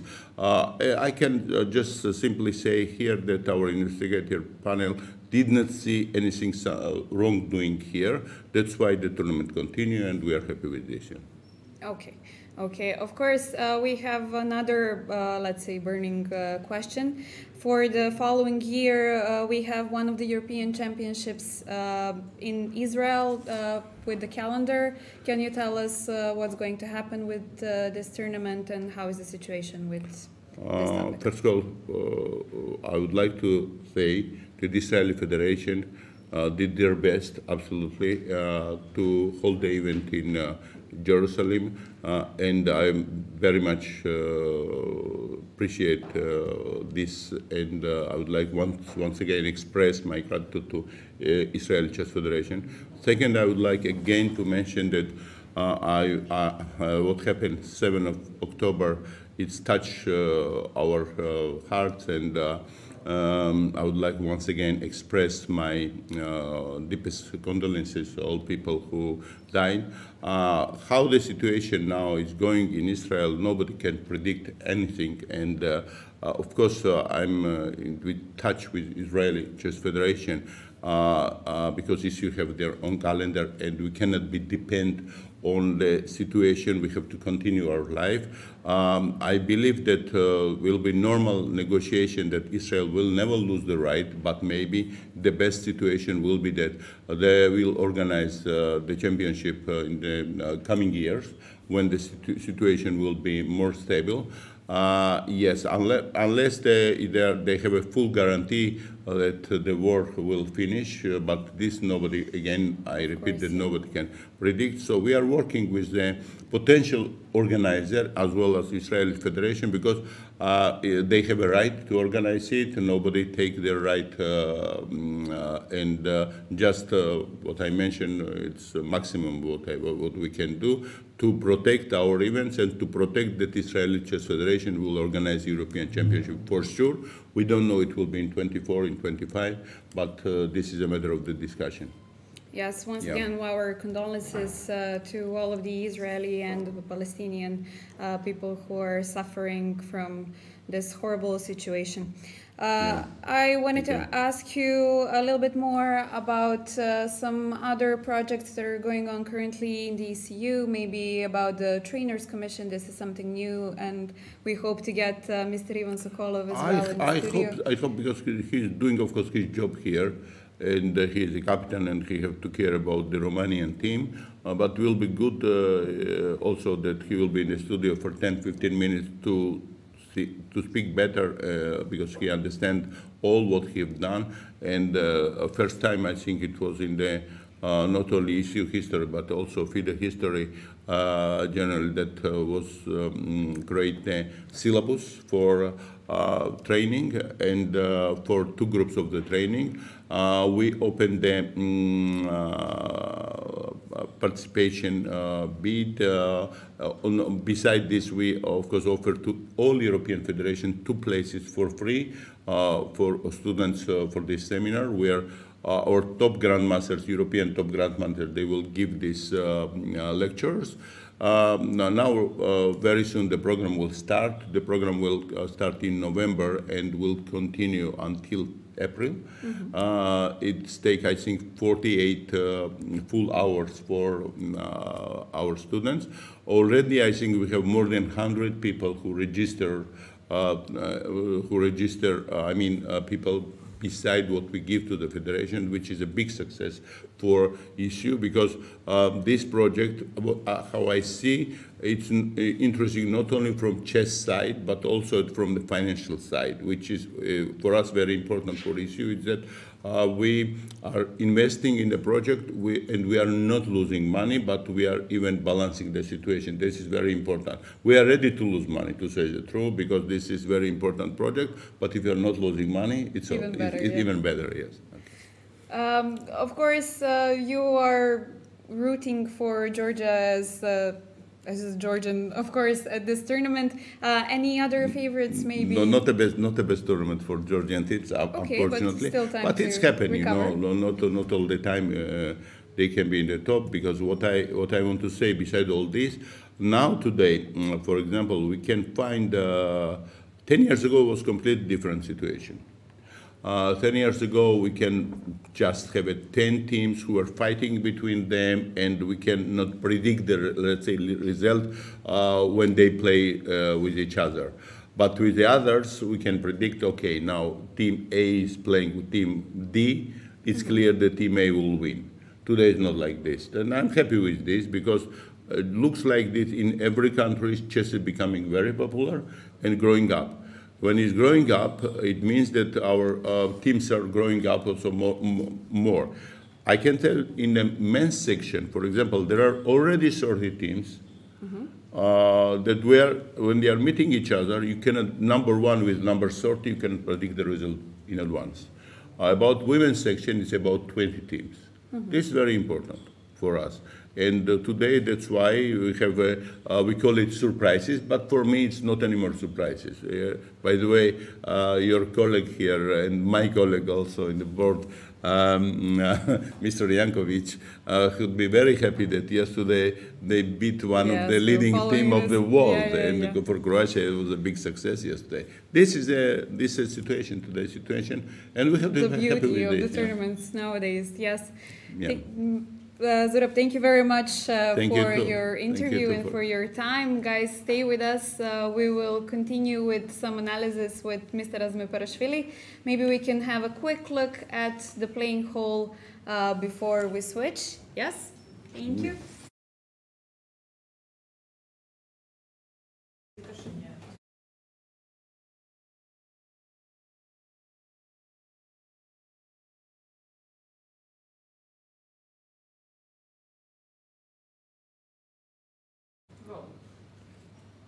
So guys, I'm back with Zurab, as people sometimes tend to forget how strong he was, because usually Dragana and me, we are, I'm saying the highest rating, and then she's searching, I know it was more than 2,700, right? Yes, it was. It was about a time, more than 2,700. I cannot prove it today. You know, several times I had my blitz matches here, and I realized that sometimes I'm losing now. Yeah, but yeah, you but I enjoy. I enjoy very a lot. Strong, yeah. and you still understand a lot of things in chess with your vast experience as a coach, Judith Polgar, Radjabov, Kasparov's team. Yeah. And so on, and so on. So I always admired your play, Zurab, as a grandmaster and colleague. But let's now check what's going on. Do you have any position you already maybe checked a bit? No, only one position. What you are monitoring, this is the Magnus game, right? Yes. So let's discuss it a bit. No, looks like that position is interesting. Finally, he succeeded to open the position with black. And when, of course, you are opening the position, normally two bishops always have to say the word. Now, last move, white was knight b5. Actually, knight was attacked, yes. Yeah, I commented that in King's Indian, if you manage to collect one bishop, of course, dark square is better, but even light square, long term, there is always some chance that you will get attacking possibility or in endgame. Yeah, so you mentioned this knight f4 and then knight okay, b5. Knight b5 is very concrete. Okay, white want to collect the pawn on c7. What else to do? So now, of course, one of the main point is like this, that what if check? We are doing check, for example. Here, bishop e1 probably is the only move. Yes, now there is a possibility to play queen a6, in my opinion. I don't know how it is good. To pin or everything, yeah. King e2, maybe there is a move. Yes, still it's attacking, then what to do now? It's attacked, it protected king, it's attacked my pawn on c7, which is not good. I don't know, f3 is not walling, of course, just yes, it would be nice. take f3. It would be nice to have some tactics, but Black is not. Black is not. It looks time. like the queen a6 probably is only a mistake. Maybe even queen a1 is a mistake. So let's put it back. Okay, here there is a pin. Is anything here now in this particular moment to exploit it? For example, after f3, maybe you cannot take with the queen because now queen a6 and bishop d7. Does this works? For example, because the point is Then queen e2. Queen e2 can be queen e2 and you are protecting everything. Now you don't go to d3. Yeah. So yeah.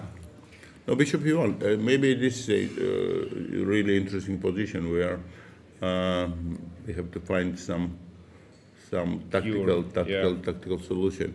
What can be if I don't know. I don't want to take on d5, c5 now because just b takes c5 also. And I don't know. I don't know what I win from this. Just opening. Yeah, we are opening something, but it's not clear it's in our favor or not. Yeah, I understand. So it maybe obviously the queen a1 is not so well to play queen Tell a1. me But one thing. Let's say some b6 in this type of position. b6. Some idea bishop a6 and some stage. Yeah, you know, of course there is the idea, but if I played c take d6, what we are this doing is then? the issue. This is the issue. Yeah. I'm not on time to. No, there is no time for this. To pin you with bishop a6. Probably. I don't know. This is good that you know we are not using the engine now. Okay, let's use our brain because probably still we have this. You know. Yeah. Still, you're right. No, the idea is when you're playing this type of position, first you find is there some kind of safe move that you keep everything just connected. I don't know. We say queen e7. Is it a safe move or no? Maybe it's not. But queen e7. It's I can tell you this is we are coming back to the story where I believe that plenty of opportunity, including bishop d4, for example, white have, and for sure they will not lose the game. So the question is like this again: it's better black or not? What is the ambition? What is the ambition? What is our ambition? If our ambition is to win, then I cannot see better moves like queen a1. You know, so you're some completely right. This would be a move for a start. And now some. Now f3 is not working. Is working. there any tactics? Queen a was nice one, but after king e2, what to do? Yeah. What to do after king e2? So let's say bishop to take f6. On is no, excuse me. Can we both go back? Okay, let's go queen a6. Okay. Somehow we protect something. King e2. Now bishop e5 can be this move or it's too dangerous. Bishop e5. You have the point that after knight c7 you exchange and I exchange and take on c5, attacking on c7. Probably black is now perfectly safe. Will he win or no? It's not clear, but no, it's most probably not. Most probably not. But at least we have equal chances here, I believe. Yeah. And tell me, in this position, is it possible to burn the bridges with some? To start with this, that I want to attack queen on h4, right? Yeah. Okay, straight calculation. Let's say there is two options: either take on d6, or king come up. Yeah. Take on d6. Let's say like d6 or c7. Maybe d6. Queen bishop h4. Yes. And now if we play queen e2. Queen e2. Yeah. Is there any follow up in this position f3? Here f3, and just we are losing the piece. Yeah, this deflection and. No, we have to. This so this motive works now. This motive is working. Yeah. Is it working on knight c7 as knight well? c7, of course. The same thing. Yeah, even definitely. Okay, that means that maybe after bishop f6 you should get away from the pin. Okay, if you go out of queen e2, let's say, continue. Okay. Yeah. Is there anything positive now that this king came to a2, to e2? I don't see. Maybe I didn't get anything. Yeah, it's quite complicated. So Magnus, he's not making the move. It means he's trying to calculate because if you play queen a1 check, then there is no way to go back. Yeah. Okay, now we got. It's a critical moment. Yeah, we got this engine, and I don't know how deep is it. Maybe it's not too deep, but still, it's giving some opinion. You said everything correct. If he doesn't go for it, queen a1, then it's completely equal. Yeah. Queen A1 is making some small unpleasant situation, but probably with superb play. And interesting, after Queen A1, that engines are thinking that Bishop E1 might be a move, but then your whole analysis lands after Queen A6, King E2, that F3 works. Bishop F1. This is what was missed. And now Bishop F1. Bishop F1. Then So this is tactics which works in black favor. So white needs to figure it out, maybe to play it different. But although it seems most probably my There is a evolution queen, will be queen around C4 draw. too, yeah. Around draw Yeah. will be, but okay, again it's okay. Something I think went wrong at this point for Magnus when he took a bishop, yeah. and this was in this moment. Black Yeah. should be doing well here, but okay, white was playing also good. Maybe he did maximum. Yeah. Maybe Sometimes this, it happens that yeah, you're doing well, but this is maximum of the position. maximum of the position what he did, Yeah. and he's aware of that. Time Again, trouble. again, speaking really frankly about this, what I want to mention, even 10 years ago, 25 players is playing with a 28 player, the result almost is done before the game. Today it's not like this. Today it's very, even to win 300 points or less. Actually, Magnus, it's a poor guy, I can't call it like this. Now, even winning the game, he will not win the rating. Elo point, which is ridiculous in my opinion, really ridiculous, because you have to work a lot. Exactly. It's a great job. Big effort. It's Yes. a really great job and effort. And on the end of the day, by rating, you are not winning anything. And let's say make a draw, almost 4 and something you are losing. 4 points. Yeah, while at the same this is time, very bad. if you make This is some very kind bad. of We have to somehow think differently. exactly, Yeah. because if you put here on betting pages, they won't say that Magnus will win with black immediately. That there is 99% chance that we win with black. He needs to work a lot. White has decent chances to hold the draw. Of course. While rating says 100% for you, which is of course not the case. No, it's quite tough. Quite tough. You are completely right. And some players Even I don't know. I know that you are very familiar with tennis. Yeah. Very familiar. Yes. Okay. You play almost weekly your games, and you are very well connected with great tennis players and so on. Tell me something. In tennis, it's a similar situation like in chess. Also, it's quite difficult, for example, for number 1 to beat number 100. Very difficult. It is very tough today. It is. I agree. Especially, sometimes what is a trick. That's why Magnus actually might be doing a good job. You play against a guy who is playing in qualifiers. Yeah. And actually he's fighting like a lion, playing already 3 matches. He's warmed up and waiting for you. Yeah, who is And you are not yet warmed up. So playing first round. But in general, they say that the margin is quite narrow. Better stamina, better focus, better motivation. That's why we wanted to say, I agree with your point. This effort to win with black, yes. it's a huge effort. Yes. And someone says that, this is like a normal. Okay, at least think about it with a different color, differently to evaluate the rating. Really? Exactly, I agree. Especially with colors. Okay, if he's white, okay, if he's then white, his chance is much higher. Exactly. Because first with black, he was surprised with first d4. He's playing King's Indian. He's making... Yeah, so he have to risk. Yes, He have exactly. to risk situation, yeah? The risk, not only that he will make a draw, but also he may lose.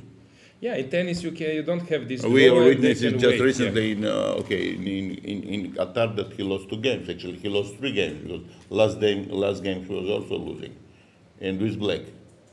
That's not easy. I mean, you are actually forcing the player who is thinking that to keep his rating, forcing to make a more risk actually and more risk in.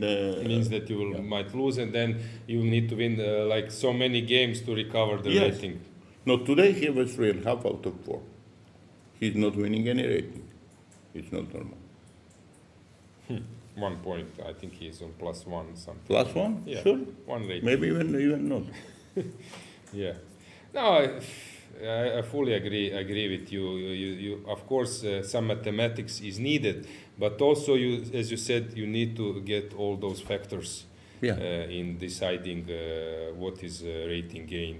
Yeah, that's why if you follow now, there are only few tournaments in the world, so they are avoiding top players, avoiding to play the team events.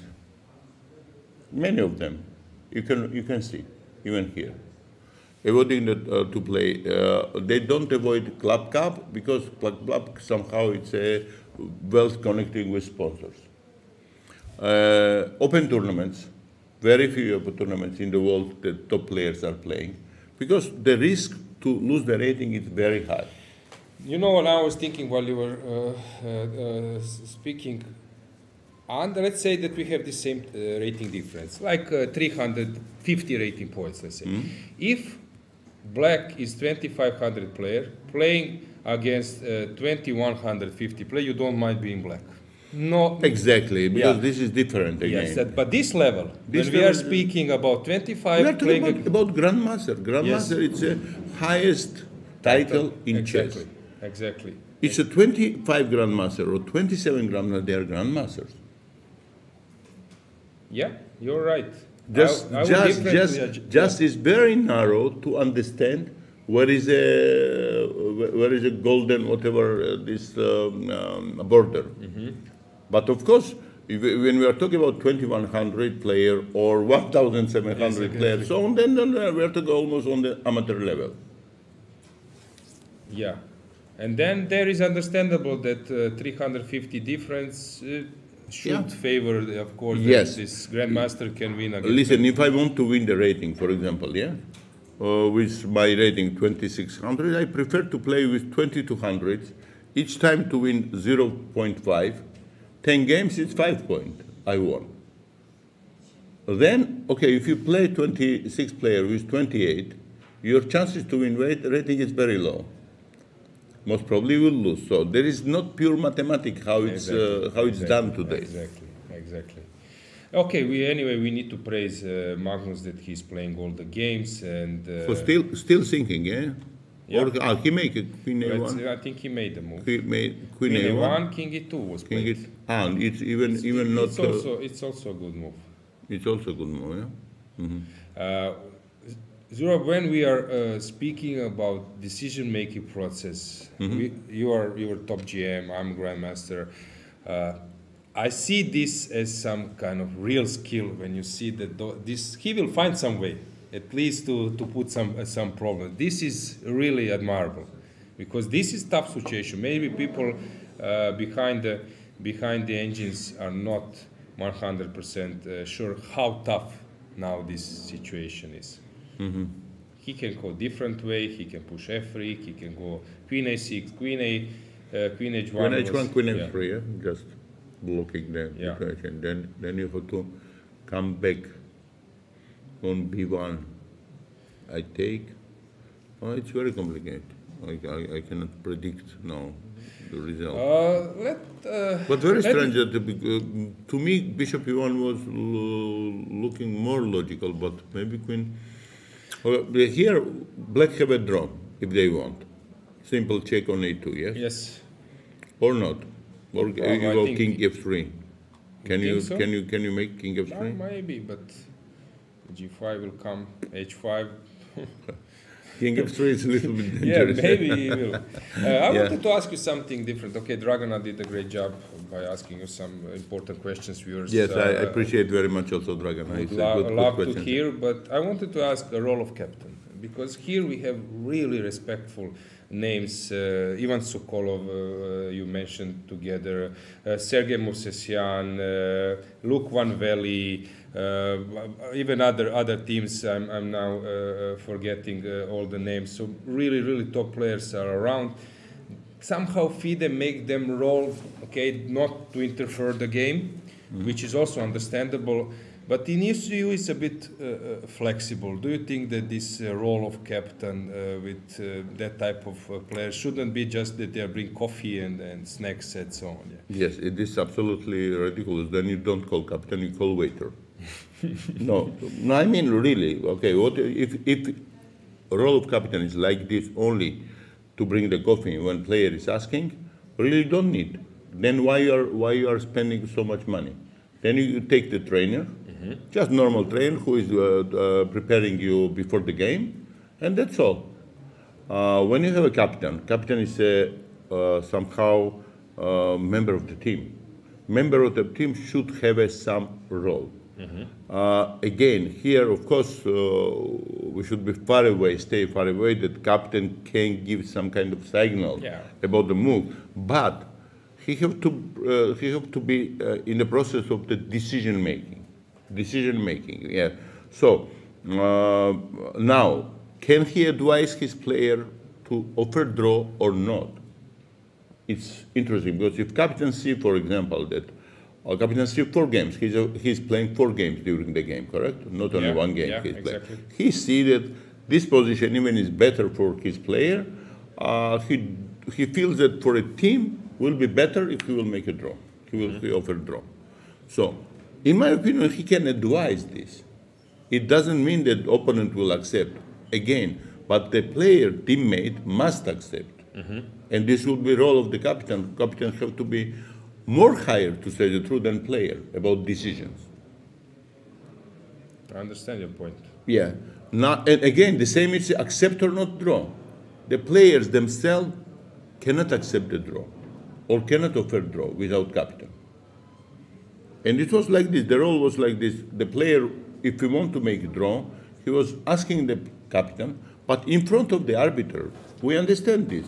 Not to use your own language, and in front of the arbiter to ask this question to your captain. And your captain also have to answer in English without any signal, and etc., etc. It's even possible to make it digital, that he press something as a draw offer, something it's a green, or yes, something. It's even possible to make it even digital. For chess will be better, because some more digital will be. Because I heard that Magnus offered the draw in a match against Austria, but me as a broadcaster, I cannot see it. But with some sign, this is great. Draw offer, then we know that something that's is why over. he's a vice president of ECU, because I was also thinking of one other role. Because this is good that you are implementing something immediately, idea. Exactly. So I was thinking of one other role. For example, if they say that captain cannot interfere in draw offer. Okay, so FIDE did it. You know I was thinking? Let's say that you have strong captain. You are captain of Azerbaijan. You were captain, you were coaching top players. We give you pairings. You decide about board colors. Which first board you want to be white or black. And then you need to know players, you need to know opponents. But in advance, of course, you have to introduce your team in advance, that the other team will have a full time for the preparation. And you decide, which is not bad in my opinion, absolutely not bad, because you decide, yes. And you as a captain? Let's say in football, I'm a defender. Can my trainer put me in the attack? Yes, of course. If he wants me in the attack, he will put. Exactly. So you are deciding. Yeah. So you are, okay. Who will attack? Who will defend? Yes. Exactly. I cannot interfere the draw offer process. Okay, but I can in advance. I can put my signature to a team. I was thinking even about that, because I don't see any other role. How will they again all sport disciplines which make these revolutionary changes, they were successful. If you go volleyball. It was absolutely boring game, you remember that they continue and continue. No. Then when they decide to change this rule, the game become very attractive. Judo, they change, they become attractive. The wrestling. Even handball. Wrestling is dying. Wrestling is dying because they don't have revolution. Handball. Yes. Goalkeeper running now because they are starting immediately Bravo. Yes, because it's chess also needs some kind of new. For example, Magnus Carlsen in 20 years, like 30 years. Yeah. I would love to see him in playing hall. If you don't give him a role, because this way you're keeping like top level players around in this playing hall. You have Kozul, former European champion Croatian team. You have Movsesian, Slovakia. You have Luke Van Veli, Italy. Ivan Sokol, Romania. Is it better to have them or not to have them? Of course, it's better to have them No question. around. There's no question. So that was my point. You want to check maybe something else? Has something changed? So Yeah. King E2, Queen B2. It's interesting. I was thinking here. King is coming to some trap, yes? Yeah? Who knows? Magnus Why was not possible to play Queen D2? Queen? I was expecting maybe Queen D2 here. It was possible. But King F3 he played. So he was afraid of maybe some Queen B1. I don't know. Okay. I don't Of course know. he was It's afraid. hard Of course to he was afraid. Correct. Queen B2, King F3 now. Only move. King F3, and now it's getting really serious. This looks really serious. Any game you want to check else, or we should? No, not We special. should thank you for joining us. Contrary, I want to thank you because we discussed the good topics, and thank you also, Dragana, for asking me really good questions, and which today probably our people who are monitoring and following the European Team Championship in Budva, they were interesting about our opinion, because always it's your opinion what governing body is doing. I wanted to add thinking. one thing. We from Federation, so I'm from Croatian Chess Federation, also in ECU, Vice President, as you mentioned. This calendar, I know that FIDE is doing a good job in several things, but for example, calendar for 2024 is not yet announced. There is candidates, but you cannot find youth games. ECU is already announcing invitation regulations for next Yes. events. Just This few days process, ago, because yeah. I'm not I'm like a newly present in ECU, to come to this process, how hard was it? G5, you see? Okay, Yeah, so Magnus now, Batsiashvili. yeah. So how hard was to Again, first of all, we are talking about two organizations. Each events, it's already many years that working like this, working in advance that we know the events where will be held and etc. And mostly even we are reaching the level when 2 years in advance we know our almost all calendar. They're just maybe fixing some details. About FIDE, it's a little bit different situation. Continents and not everything. only I continents, understand. but sometimes even if you are following the situation and you follow, of course, this, because of huge prize fund, sometimes it's very difficult to find the organizer. And in the last moment, with the great efforts of the president, actually, we have to admit this, that Arkady is really working very well, and players always are expecting from him that in the last moment he will do his best. How it happened like today, for example, in Samarkand, in 1 month now, will be organized World Rapid and Blitz with a huge prize fund. That's why for them, generally they can say that yes, we have this, but they don't have real organizer. They don't have, and in the last moment, organizer, of course, then something is in your calendar. Of course, you cannot fix everything. So now, more or less, what I see there that this Grand Swiss is stabilized more or less, but Grand Swiss have one sponsor. It's easy to do it. When you have a Grand Prix, when you have a candidates tournament, all this, and still you are in the bidding procedure for next year, and you don't know organizers, it's quite difficult to fix the calendar, because maybe you like this calendar, but you have only one sponsor for whom this date is not okay. Yeah, What but do you do? for us, let's say for national federation, it's quite challenging, because actually we I agree. want all to adjust to FIDE events. And No, I agree that for Yeah. national federations it's not easy situation, but let's hope like this that FIDE will stabilize the calendar based on what the future sponsors, the future events will be more or less fixed and known. Okay. Yeah, that was my last remark. We can make a break. Thanks, you. Zura, for joining. And Thank you very much, and thanks to all people who listen on. Yeah. Thank you. See you guys soon.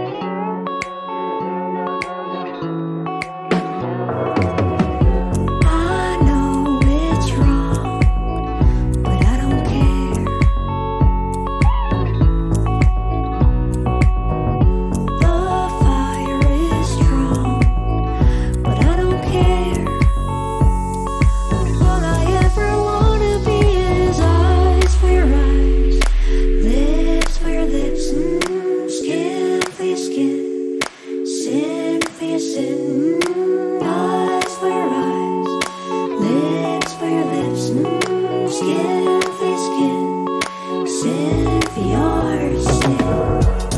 Feel it now, now, now, now. Think about it later.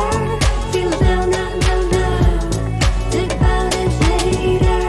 Feel it now, now, now, now. Think about it later. Feel it now, now, now, now.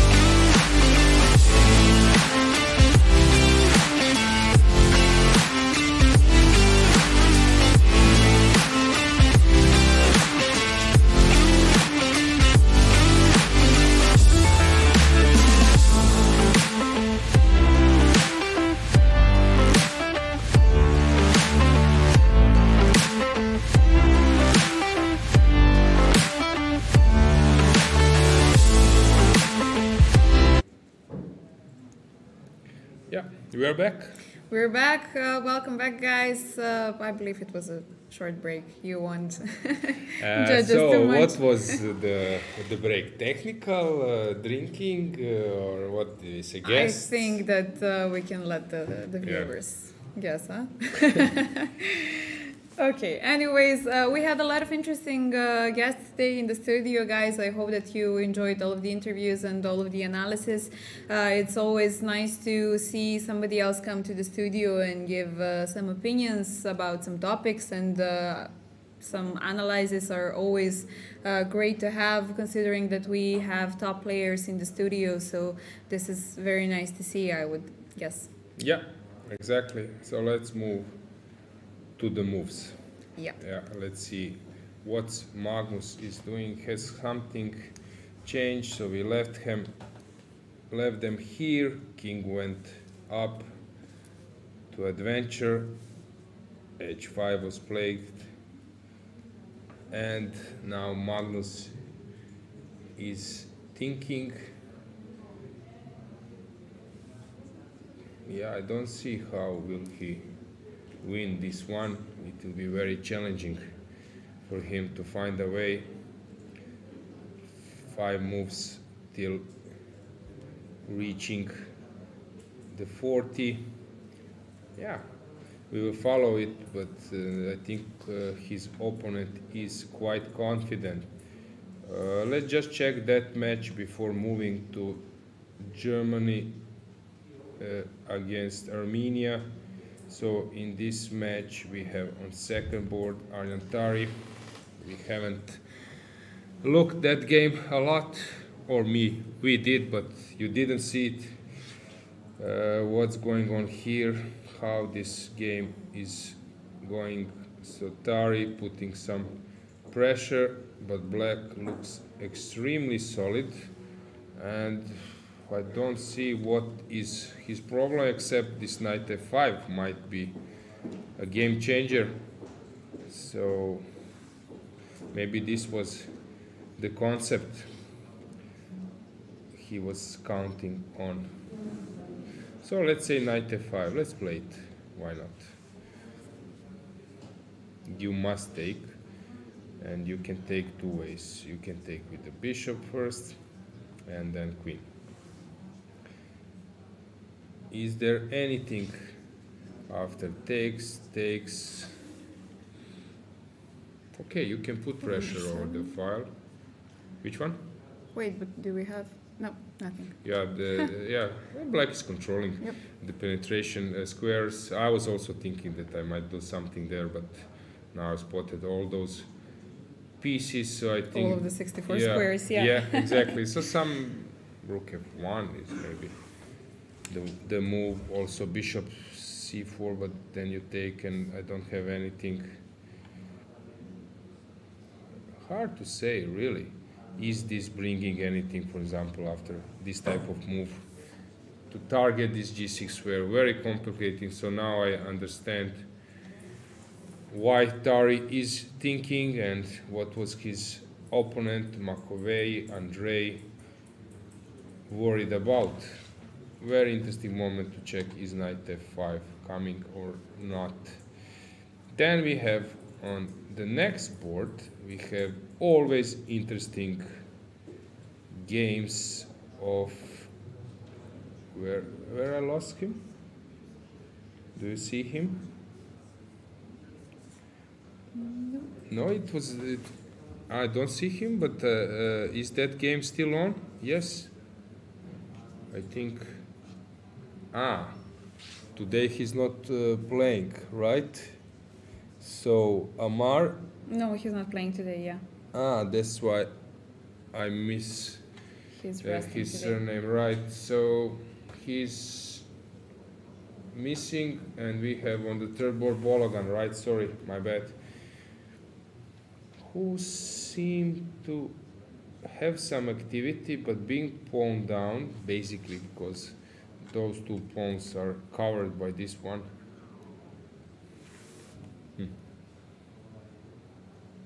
Very hard to say. I might try to stay at one board, but guys, then you will miss drama, and it's not easy to cover all those boards. So I will try to. Especially in time trouble. Yeah, I will try to move a bit faster. What to do? So we have this position on the last board, which looks scary for black, but being two pieces for the rook might mean that actually black is fine here. Although it looks scary, I might try opening some front on the other side. Let's check.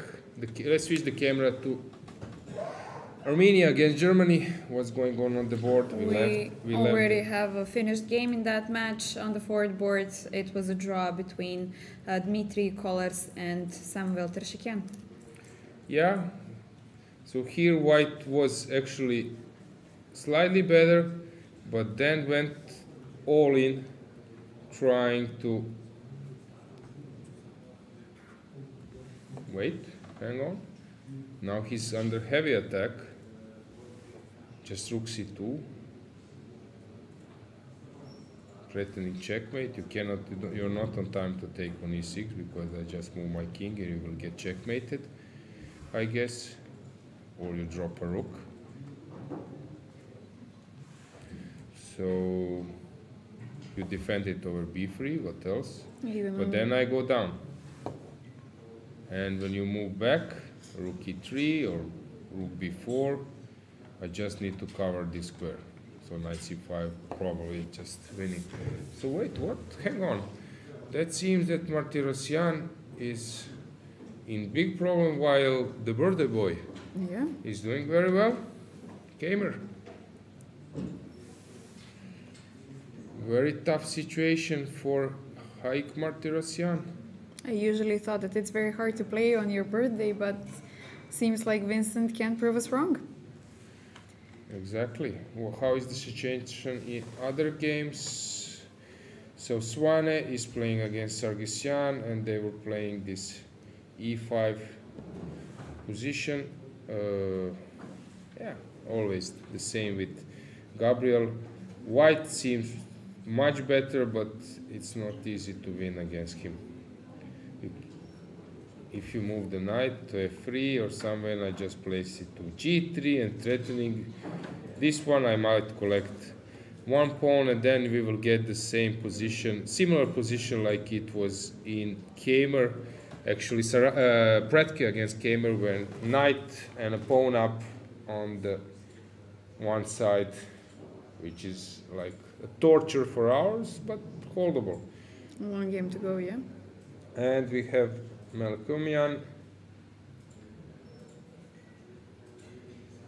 Oh, checkmate. So what do you do? Really? So Bluvam is just finishing the game in style, which means if Teimour wins, it looks horrible. Oh, this was a nice touch. Of course, looked bad from the beginning around here, but this is a move. Nice. Do you have some king g1, but it's not enough, right? Yeah, because now he takes just on e3 and he will... Everything falls apart, yeah? Yeah, double attack. Fantastic. Wow, very beautiful move. Queen d3, yeah. A move played or not? King g1 played. Yeah. But now rook e3 will follow, and Hrant is perfectly aware that the game is going to be over soon, but it's tricky that you're playing white on first and third board, and suddenly instead of pushing with white, you drop 2 games there. Very tough to handle it. Okay, so Matthias taking the lead for Germany. Yeah, Germany, they have this experience of winning. I think they were led by Arkady Naidic in 2015 maybe, and they were European champion. You might check. Yeah, please, Dragana, help me. So I think at that time their coach uh, who was playing? I think Bluebaum maybe was playing already. Liviu Dieter, who is now representing, he's back to Romania. Arkady Najdic was playing. Kasim Janov was a coach. Who else was in the team? Gustafsson, who is now doing captain's job. Maybe Buman. So when was the last time they became? Yeah, 2011. Oh, long ago.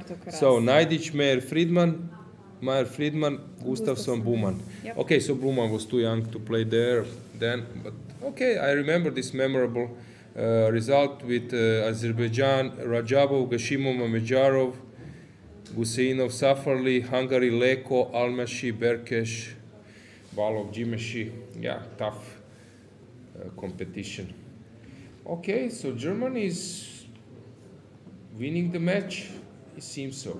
So let's check the second match where we have the same team with the same number, how they are doing. We have Richard Rapport. Is he close to score first victory after a long period? He's of course better, but Wojtaszek yesterday has shown how he can be tough opponent in putting tough resistance. Sorry, then we have Tetzlav against Deak. Black is slightly better, I guess, there. Probably. Okay. Can Black move his king? No. Okay, I didn't have this info. Because if castle is not on, then your rook on edge 8 might feel uncomfortable. Deak, now we will have, you know what we will have? We will have, he will start playing on last seconds. Now comes this type of fun. Yeah, so while we are expecting Deak to start Ivan's playing favorite, on the yeah. last seconds, playing with Ivan's possible heart attack. No, I'm joking, of course. They already know each other quite well. This game ended up in a draw. It looked promising, or let's say even crazy, with this pawn on e2. But Black lost the initiative and made a draw offer, which was accepted. That means that Poland is thinking that they are controlling that match, although they are worse on the first, and unclear on the second. And I think Kirill Shevchenko has made a draw against Mateusz Bartel. So they are thinking probably that Rapport can hold, but maybe this, objectively speaking, is just a draw. How is the local team? We can check the cameras, switch the cameras to Mamedyarov. Shevchenko has made a draw. Yeah, from against Kadric. What's going on? Better for white, but also drawing margin is quite high, although we yesterday saw how Šarić made it look easy, this night game, end game. Then we have Djukic against Mamedov. Hard to say. Black look fine, white is also ready to put some resistance on the queen side. Then we have Nikita Petrov playing against Abbasov. We left them here. In the meantime, they are already on the 44th move, and Nikita is in big problem while Nihat is just winning this one. 1 hour and 8 minutes. Yeah, enough time on clock. Quite a lot of time, which yeah. takes us to the last game of Luka Drašković playing crazy position against Vasif Durabeli, who is a great tactician. Rook d6. Okay, piece up, if I see correctly, which means that Black should press here. Azerbaijan looks quite good now. Last board winning, first board putting pressure, second board slight pressure but close to equal, and here Black looks fine. So, okay, I wrongly said third board winning for Azerbaijan, last board looking fine. Okay, and it's not so unexpected. It's Azerbaijan, of course, on a good day. It's They're really the top seed in the tournament. fantastic team. Yeah. Let's check, has something changed in, just Blue Bomb just officially yeah, ended the game. and we winning. can expect that Martirosyan will call it a day. I think it's over. It's just curtains. Other matches, we will leave you with the camera there, but let's check other matches. We have Vityugov against Theodorov. Slight plus for white, but not more. David Howell playing sharp game against Master Vasilis. We might come here to check this time trouble. Michael Adams doing his usual thing, being a pawn up and preparing for a big technique. Okay, we have win of Jordan. It's not easy to win against Wakaturo, so that's probably some successful combination of preparation plus good play. Oh, this looks horrible. Another queen trap. That's it. The lady is trapped. No chance. Great. Only 22 moves. I'm impressed. Good job for Jordan. Tough day for Daniele. They're already leading the match 2-0 since on fourth board, if I'm not mistaken, Liam managed to beat Daniil. Bidny, yeah. 2 pawns up, something went deadly wrong from the beginning. You would think that maybe Italy will have, let's say, the kind of upper hand with the information, since they have Luc van Valley as their captain. Yeah, you're and right. They're playing against the Yes. Netherlands, but Yes, good to point that, but it seems that they are just losing it. Not a big chance for them to recover. Okay, maybe, yeah. They will lose a match. Let's see Serbia, Croatia, Brkić draw. Pretke against Šarić. Being pawn up, although Ivan is putting a serious amount of pressure. Yeah, but pawn is a pawn, right? And on the third board, it looked like an equal game to me, but still it's on. Time trouble approaching. Bosiocic being pawned down against Markuš. Yeah, Serbia looks quite good at the moment against Croatia. Any other special game to follow? Navara against Pehac.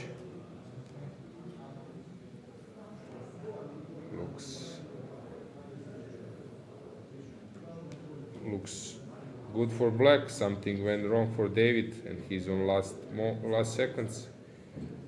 So many games to follow, and we didn't touch women's section. Vieira against Bacro, pawn up for Etienne. So many good games. Stefansson playing Fedosev. Fedosev won. Good job for him and for the team. Yeah, we need to decide where to stay. So this one is sort of over. This match we won't follow.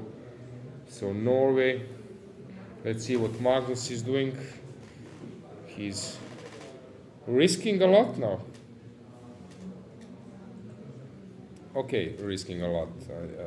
He's trying, because it might be a draw at any time with some massive checks.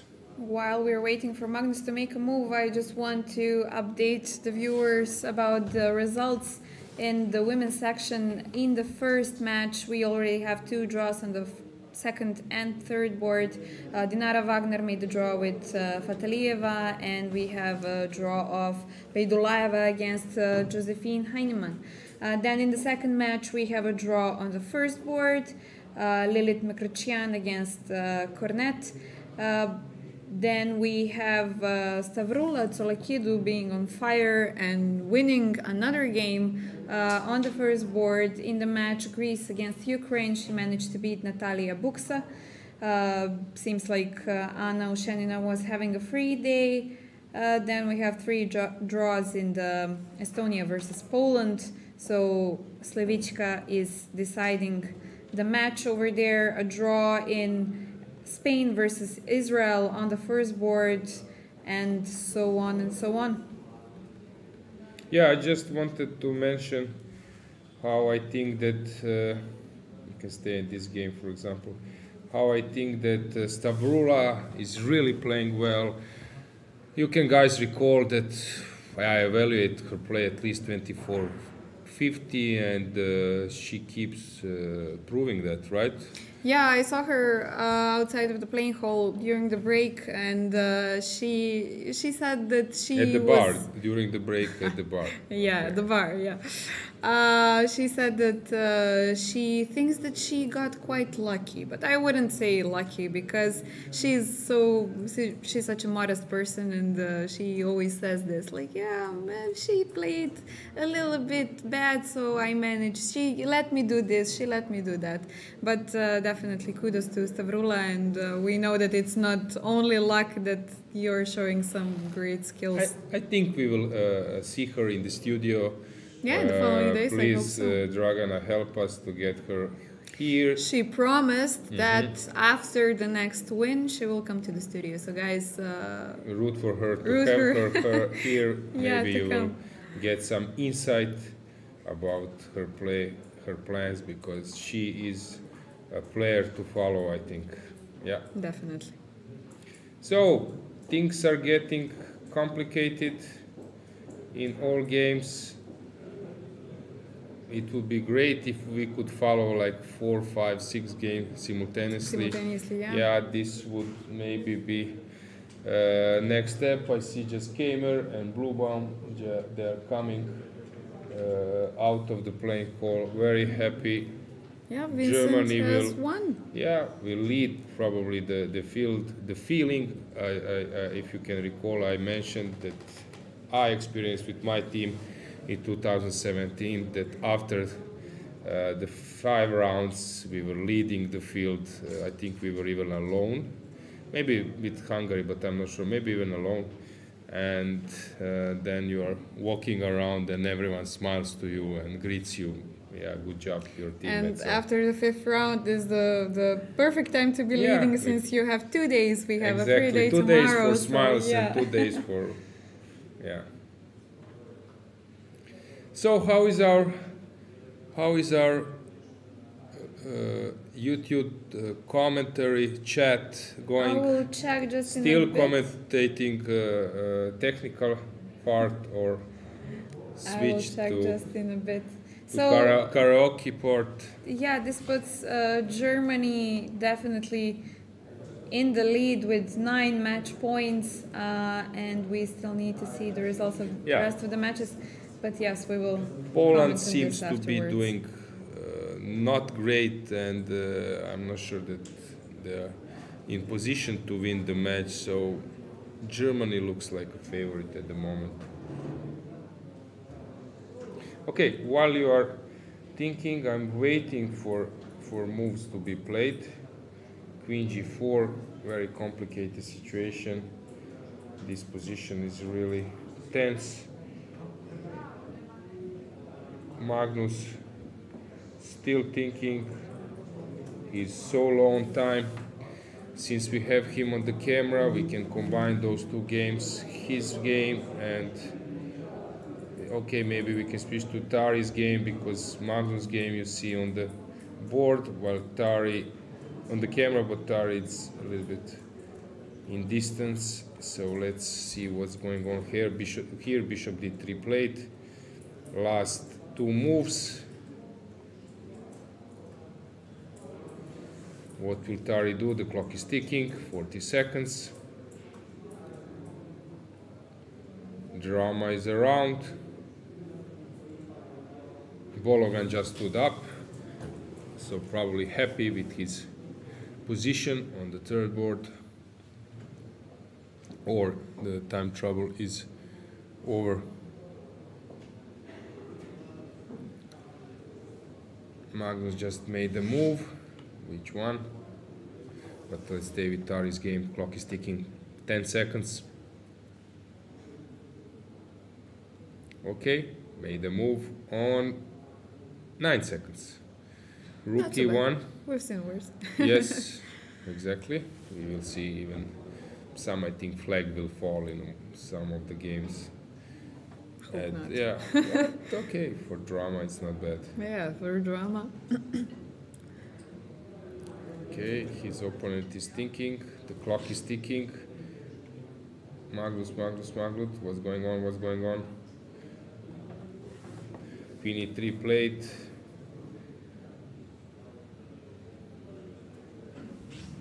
Hard to navigate. Tari's game looked like bigger drama. To take or not to take?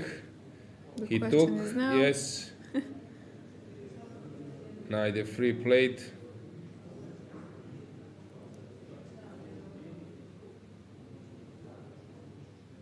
Rook needs to move. Taking on e4 is an option.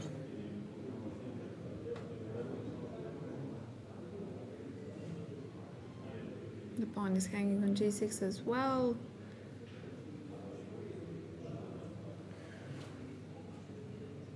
But wouldn't be a nice bite. Yeah, taking on e4 seems completely logical. We exchange. Okay, Tari just stood up. Which move is that? 40? 41, okay, so Yeah. no more drama. Yep. For him at For the him, moment. yes. One more His move of opponent black. is thinking. F5, rook e7, rook e4, all those moves. He's getting nervous. You see this, Dragan, on the camera? His opponent feels that it's Yeah. very complicated, and that move needs to be precise. The worst would be that he makes some move, and then when his opponent has enough, Tari has enough time just to figure it out. So you need to invest really the last seconds. The move must be of the highest quality. Critical moment, one of the Yeah. critical moments. Yeah.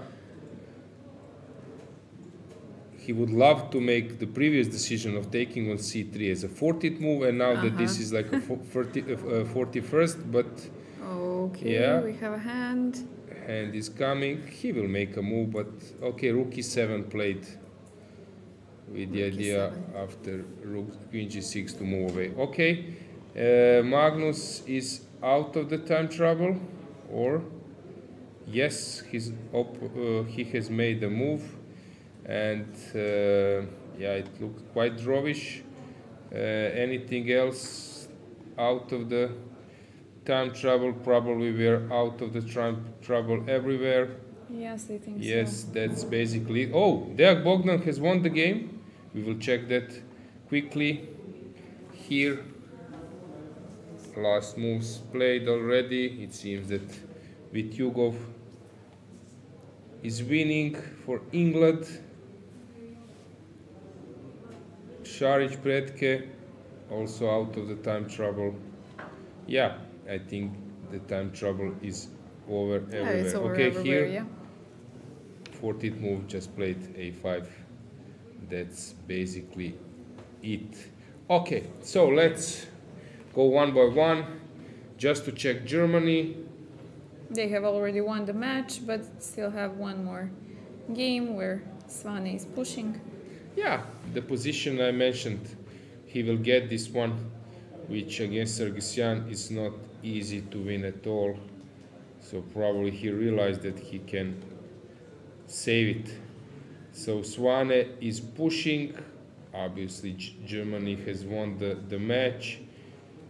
In local team, the situation is still in white's favor. Mamedyarov is pushing.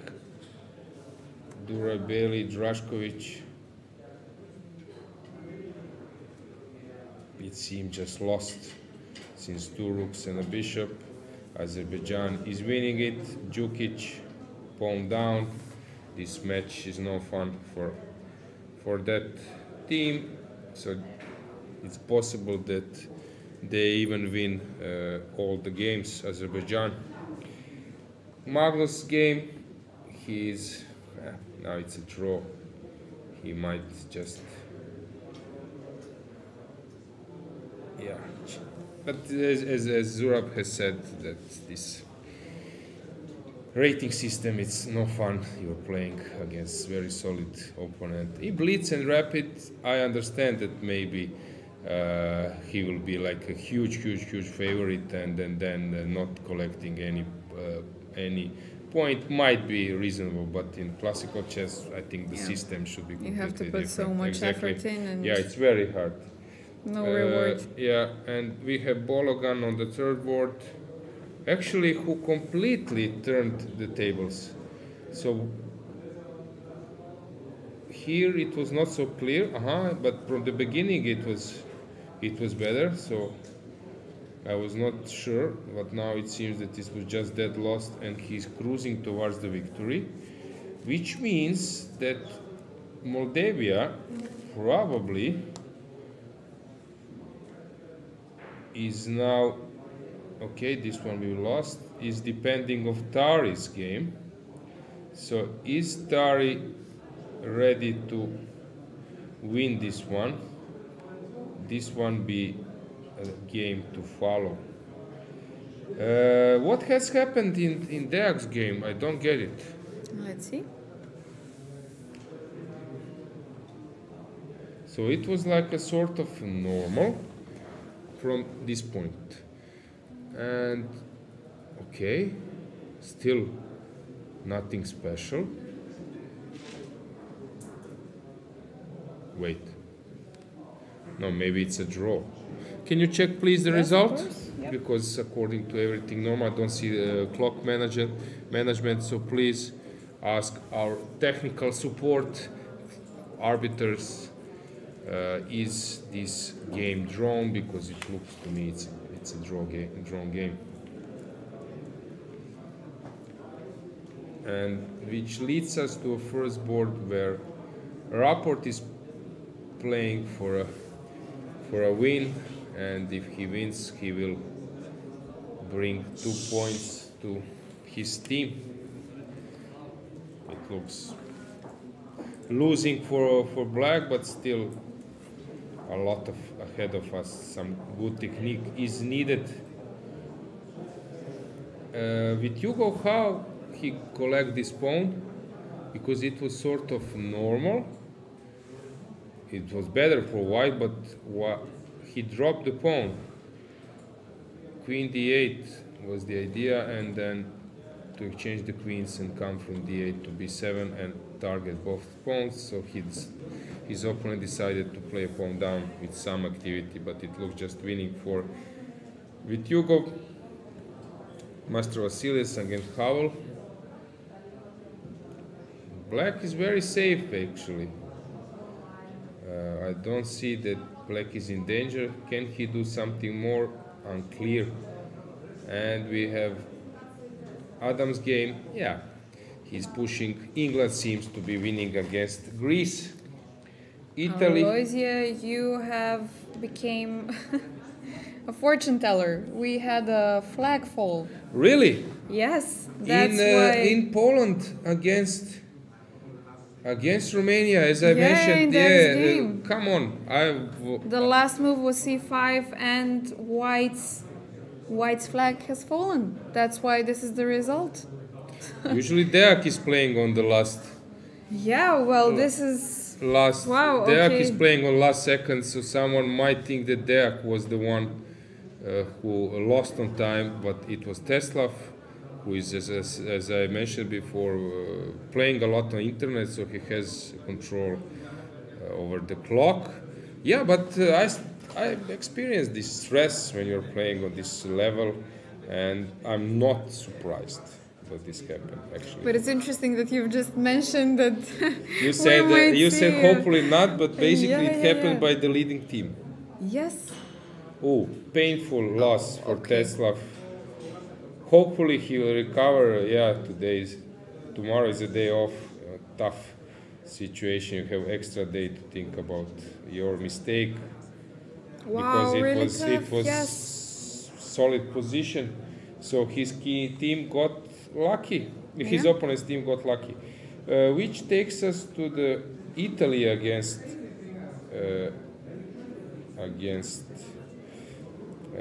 Netherlands. This is a dead draw, and Warmerdam, yeah, he can move back and forth. It should be also at least drawn for white. Netherlands is convincingly cruising towards the victory, which takes us to Croatia against Serbia. Has something changed here? Being pawned down, Šarić has organized some defense, but it's quite obvious that white is in driving seat. Here, tough situation for Šarić. Let's see what he had done. So he sacrificed the pawn before. He was thinking that this will actually give him compensation, but somehow slowly by slowly he got kicked out and white was better. Now tough situation for Šarić, for sure. And in that match, Martinovic is playing against Inđić. On the last board, white just showed his muscles playing g4. Probably h4 is necessary now. Also queen exchange, but white is slightly better, I guess, here, although it can end up in a draw. Quickly it can steer to a draw. And this takes us to the last board, when Marin Bosocic is just a pawn down, but with chances to survive. Serbia looks much better in the end. In this match, on all boards, basically they are controlling the situation. So, good match for Serbia, tough match for Croatia. But it also happens when you win against top team. It's not. Yeah. It was an exhausting day for Croatia yesterday, of course. But Serbia is performing really well in both categories, both in open and women's section. They were considered the underdogs, and they are, I think, ranked 4 in both sections after the 4th round, which is really amazing for them. Gledura is pushing against Roštajn. Nabati is pushing against Banuš, but it seems like a draw. Smirin, a strange position. It looks that he's doing fine, although white might be slightly better there. And the last board, Postny, some equal position, I guess. Yeah. Anything else here? It's time, I think, that we switch to women. Yeah, section. Okay, what's going on? Which results? We have 2 draws. Dinara Wagner against Fatalieva. I'm quite curious to see how this steered to a draw. So we were in this position. I would prefer white here at this particular moment.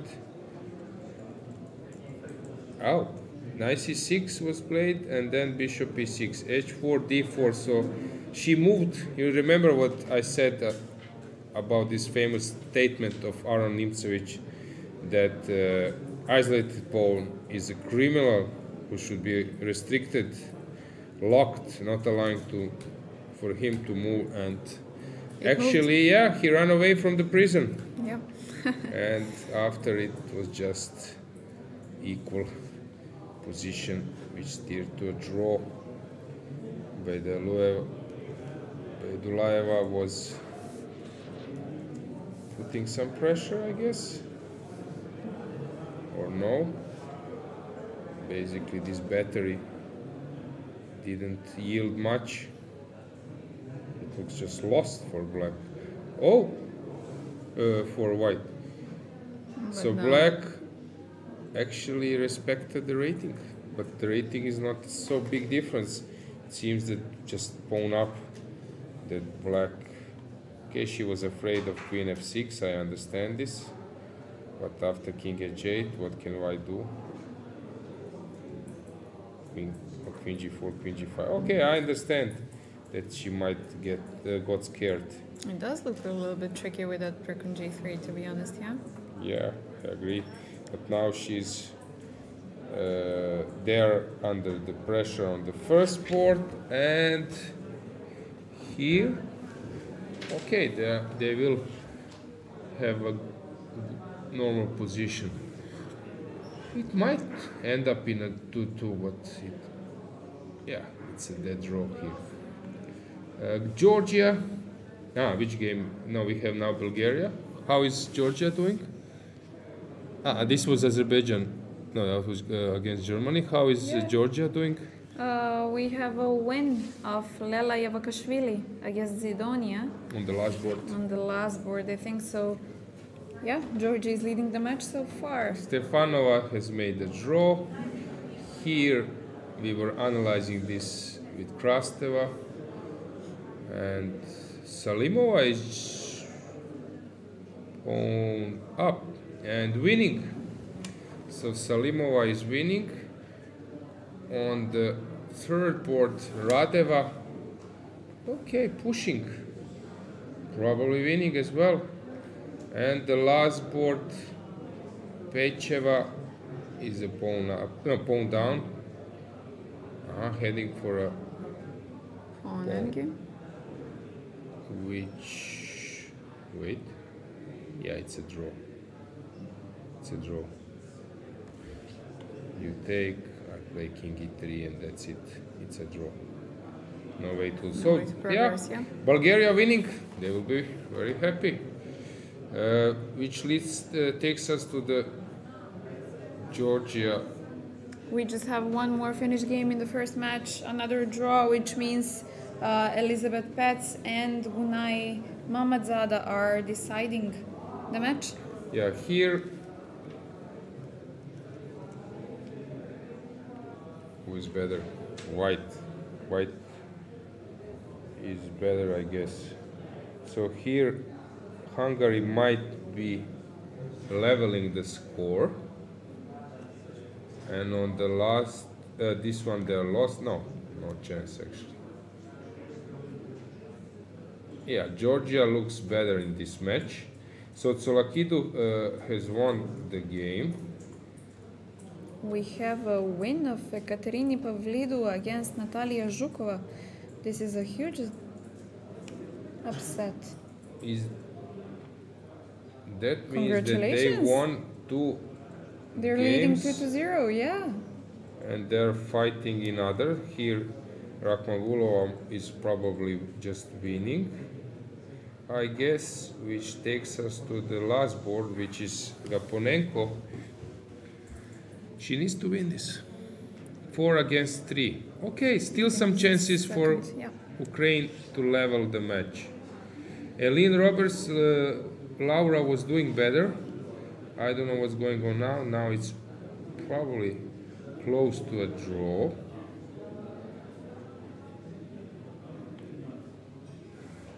Urgzala looks, who is better here? Probably black. Hard to say, really hard to say. And we have Barbara playing against Kazarian. Who is better here? Probably black. And the last game of that match is Nadia Španko, who is now playing for Slovenia. She's pawn down. Yeah, hard to say, probably Netherlands is better in that match at the moment. I see Croatia against Romania, what Black has won. So Medic lost. Okay, they are just winning against. Sorry, Switzerland. They are winning against Croatia. Let's go back. We have 3 draws in Estonia versus Poland, which means Slavichka once again deciding the match.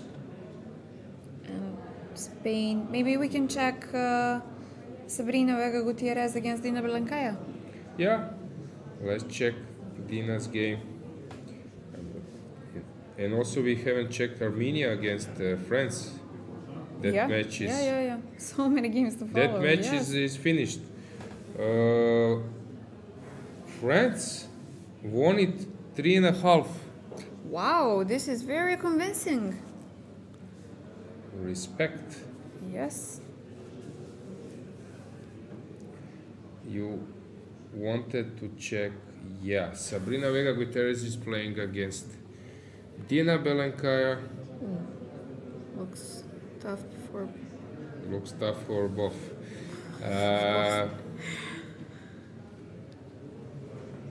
I'm not sure. How do you? If I play rook g2, how do you win it? And I play h2.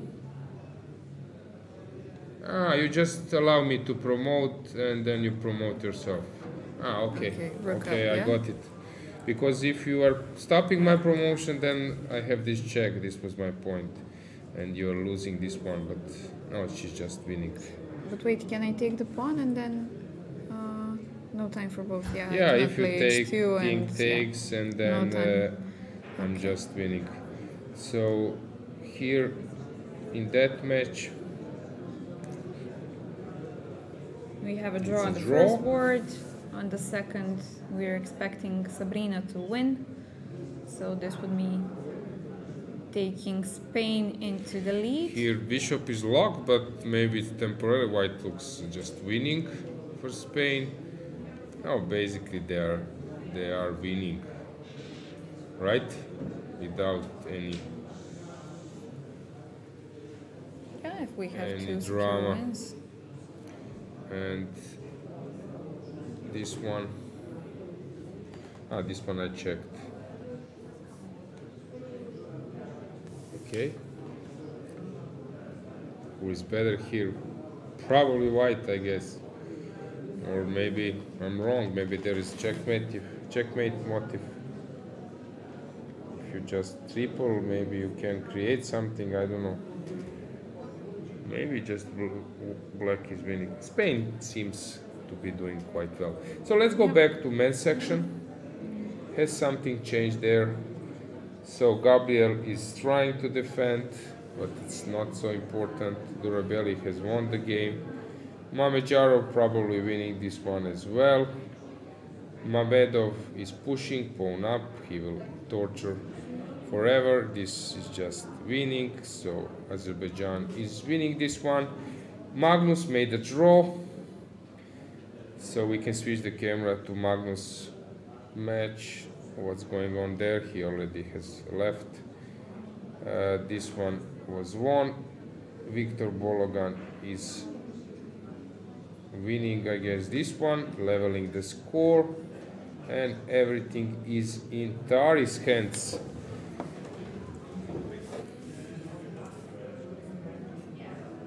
Tari seems to be, I don't know, really I cannot. What has happened now? He played rook e3 and then came queen c5. Oh, was it a blunder? What do you do now? How do you protect if you play queen f4 and just make these tactics work? Hang on. So Tari has just made a big blunder. Getting into trouble. Queen c5. Oh, okay. That's a tough situation for Norway. Yeah, very tough. We will follow that one closely, and in the meantime, let's check his Rapport doing some progress. He does. And Vitugo is probably converting. Havel playing solid. And Adams pushing as well. Italy, Varmedran will probably make a draw. Predke still pushing against Šarić, but okay, let's see what has happened. Yeah, this was the position, sorry, where we let him. Yeah, but there is a chance for Šarić to hold, and serious chances. And Inčić against Martinovic. It looks very dangerous for black, while Bosiocic was trying to save his position against Robert Markuš, and it seems still that it's quite tough. Any comment from in the chat? No, from our viewers? They're praising Vincent for his win, of course. We've answered the transmission dilemma about Deak's game.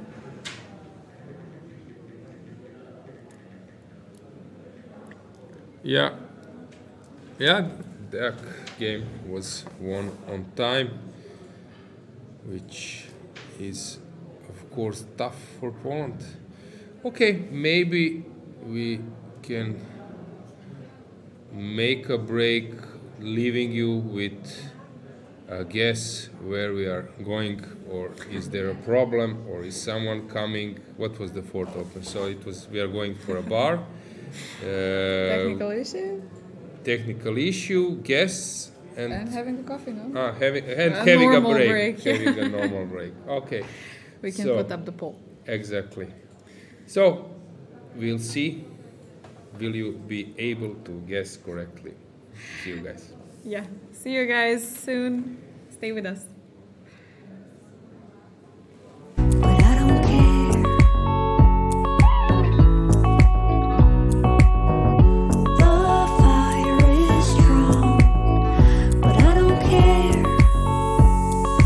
All I ever wanna be is eyes for your eyes, lips for your lips, skin for your skin, sin for your sin, eyes for your eyes,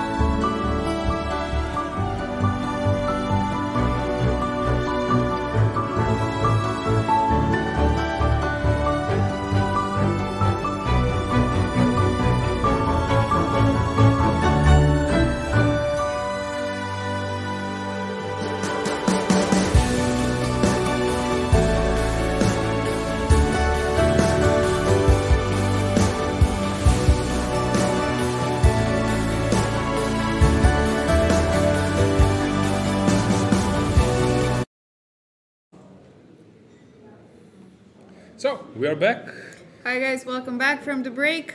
from the break. Okay. From the okay, we're still letting the viewers decide which kind of break we took, right? Yeah, exactly. Yeah, so let's check the last moments in the games. Although Svane against Sargsyan is an interesting endgame, our eyes, I think, should be on Norway against Moldavia, since here after Queen C5 it was tough situation.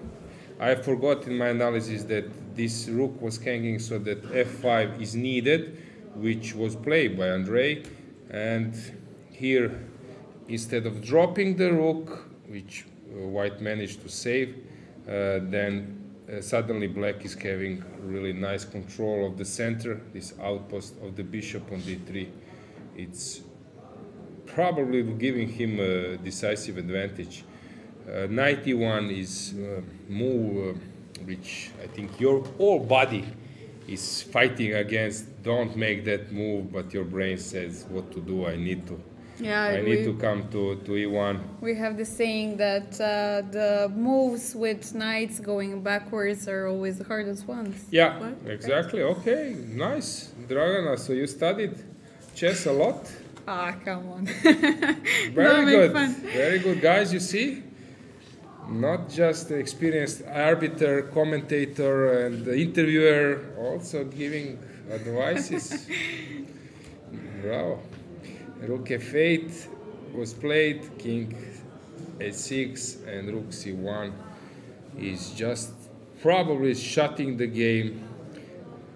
Tough situation for Tari. Which song, if he loses a game, which song would you advise him to play or to sing at karaoke evening if they show up, a Norwegian team? I don't know, maybe something energetic so that he goes back on track. So Okay, that what, he let's say loses. top 5 international sad songs. Which Sad ones? songs? Yeah, because, okay, they lost a match, you need to just throw it out. Which ones? I have my list, I was using that list just to recover, and then I will listen to sad songs, and then tomorrow I will be, let's Okay, fight. sad songs, but usually we have this love sad songs, right? Can you... This is up to you, I was just asking about sad songs. Do you prefer love or not? This is another question, but yeah, which songs? Okay, I'll need some time, but definitely my all-time favorite when I want to calm down or even... Actually, it's for all of my moods. I listen to it when I'm happy, I listen to it when I'm sad, I listen to it. Okay, you lost again. Okay, tell the song. Okay, and then... but it's Coldplay. I have this old albums from Coldplay, which actually remind me of my training camp back in 2008 when I had my best result at the European Youth Championship under 12. I lost the last round. I had 5.5 out of 8. I lost the last round from Malina Bivol, and I finished in top 20. And if I won, I could have been 4th or 5th.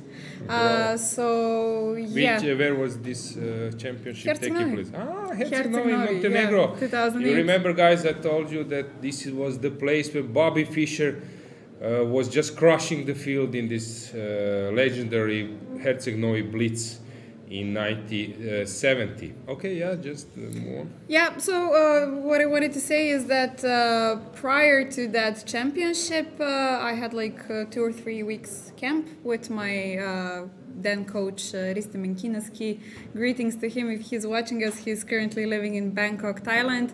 Not a bad choice, yeah. Yeah, and he was listening to these albums of Coldplay. And they would always play in the background while we were working. So it reminds me of chess. If you listen to the lyrics... Some particular song? Well, some Fix You or The Scientist or The Scientist something is like that, one you of know, my the favorite parachute. ones. Okay, we have a song for you for Yeah. karaoke, The Scientist. Okay, Okay. cool. I have my sad songs. I would, for sure, top 5 would be My Way, Frank Sinatra. Somehow it makes me sad. Then Why Does My Heart Feel Bad? Moby. Then also from REM. Losing My Religion? No. REM. When you had enough. This song, sorry. I can Google this as well. No, I will get it. So REM. Google it. Yeah, I know the lyrics, but I lost the title. Okay, you can recall it at the karaoke tonight. Yeah. Yeah. It will be bad, but I think it will be funny. So. Yeah. I remember that you wanted to listen to some 50 Cent before the game, right? Actually, it was funny. I told you this, that maybe I told you, but not in the commentary. So I came to the lunch in this splendid hotel, and there is some part with ice cream. And the guy recognized, okay, we are speaking some Serbo-Croatian, Serbo, whatever. And when I say a word, then waiter usually recognizes that I'm not from Montenegro, that I'm probably for Croatia. He's sort of guessing, and he say, where are you from? I said, I'm from Zagreb, from Croatia. I just came back from Zagreb. He said, okay. I say, how come? I went to 50 Cent concert because there was like a big 50 Cent tour, and 50 was in Zagreb, and actually I missed that concert because Croatian League was taking place at the same time, and I would love to go. It was the second time 50 Cent was visiting Croatia, and it was a really nice concert. What was funny to me to see him when he was like, I would say for my age, when you had these songs like in the club, and suddenly there was in Super Bowl. All like Eminem, Dr. Dre, 50 Cent, and when I saw 50 Cent with like 20 plus kilos than he had before, it was funny. But bringing back memories, right? Yeah. So some sad songs we will see. Maybe Tari will find some way to avoid the sad songs. to avoid the sense. I also like, for example, Guns N' Roses, "Don't You Cry." Oh okay. Even November Rain can, to my list, can enter my sad song list after I lost tragically, or even like in normal way, a game, because if you are playing in my best times, I would play like 160 games a year, maybe 150, and okay, there were many losses. Although I had some strikes, for example, I think I won like 10 games in a row, and there was some like not losing like 20, but in general I was not on level on Magnus or Karpov, or who else was having this long streak, Dingley Rand. Wang Yue even I think had some long streak. You can also Google the longest classical streak in chess without a loss. I think Magnus was. There are a few more than 100. So one is Magnus, Karpov. There was this famous remark, but short. It's a bit rude, but he wrote it in a New in Chess, I think, saying that he was laughing that Karpov has said that he won't wash his hair till he loses a game. Oof. And then he was saying that you could boil an egg on his head, but yeah, okay. This was written in the some article. Maybe it's not correct, so I apologize if it's not correct. But yeah, just exaggerating English humor. I think Dingley ran more than 100. Wang Yue also 100, something like this. So the biggest streak without a loss. Oh, without a loss. Yeah. Okay. Now I might recall the song of Gustav REM. Newman, 34 games. Gustav Newman. No, this is something. Games. No, forget this. It's 100, more than 100. It must be. So the longest, try to put in Guys, the you can Google, help us as well. the longest yeah? streak If I don't without a find it. loss. I think, as I said, more than 100. There are few. Everybody hurts. Ah, okay.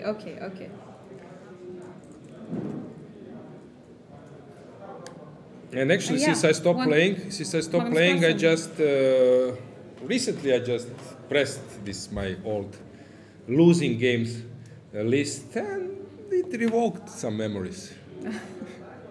Of some bad games, right? Yes, exactly, some bad. I lost. I remember in Spain, I was playing one tournament in Barbera de Valles. There was an open tournament. I won Sabadell, which is closed. Then I shared first in Sitges. And I was playing in this Barbera de Valles, and last round I'm playing against 2300 player, and if I win that game I will be first. I was playing well this tournament, and I was black. It's minus 14 for me, and not one move. It's like 5 moves in a row. I have advantage of minus 15, and I made a move.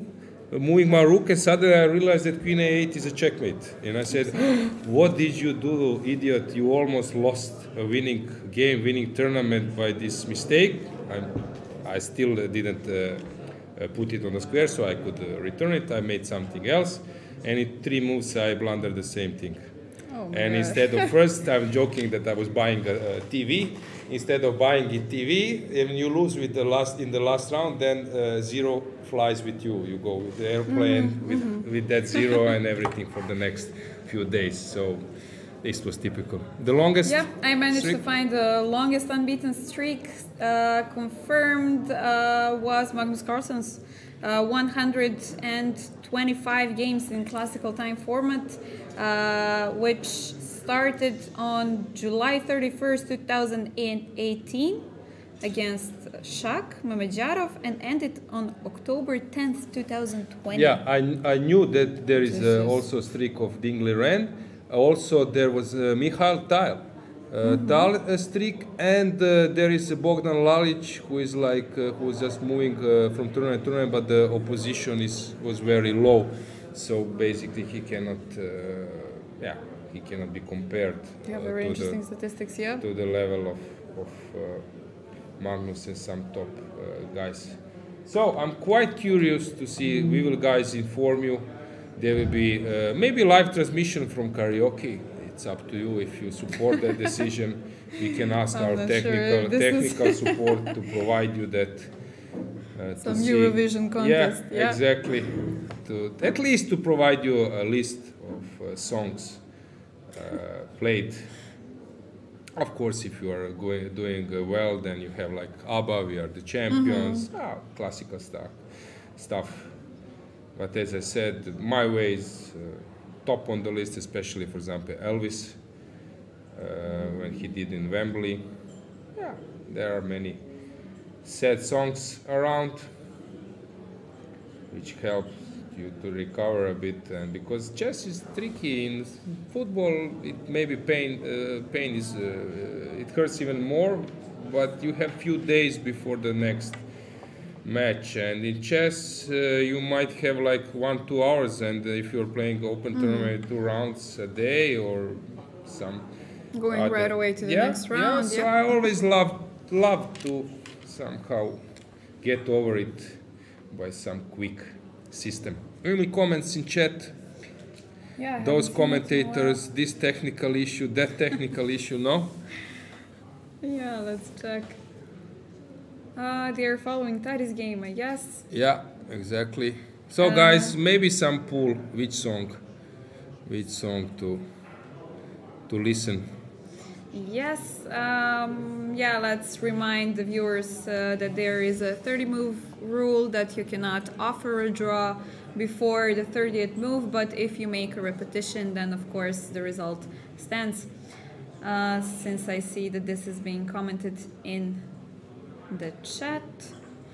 How many viewers present we have? Usually it was 1,000. Yeah. Hopefully we'll get them back, and even more when the games will become even more serious regarding the final outcome. Yeah, no, nothing. Yeah. Nothing else so far. Yeah, okay, since as you mentioned we are delayed, so now I think we will get people watching, so you might comment my silly remarks. Getting ready for the free day. Yeah.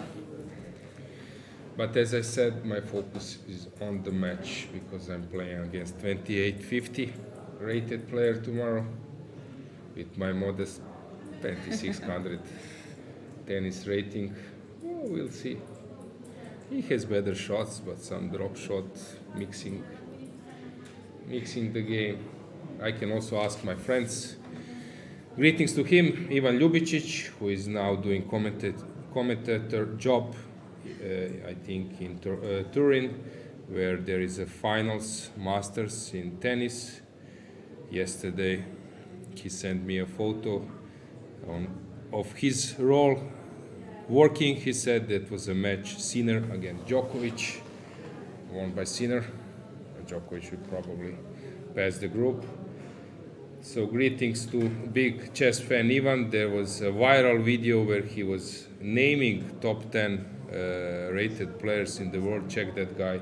Oh, wow. Guys, you can find. He knew many of them. Yeah, you can do it yourself. You can Yeah, check you can find it, that video. Also, another tennis player, Borna Ćorić, he made the first move at Grand Chess Tour. He was Ivan was third in the world, coach of Roger Federer, while Borna was 12 in the world, winning Cincinnati, beating Nadal, Tsitsipas, and all those great players. It was last year, so he likes chess as well. Greetings to Borna. Also, Mario Ancic, he was top 10. Now he's working in finance industry in New York. He's a big guy in investment industry in funds. So I will ask them for advice how to beat that guy from France. Yeah, you don't have much time left. Yeah. Yeah, complicated position. Oh, suddenly this file is. Yeah, there are also many good famous athletes who are playing chess in Croatia.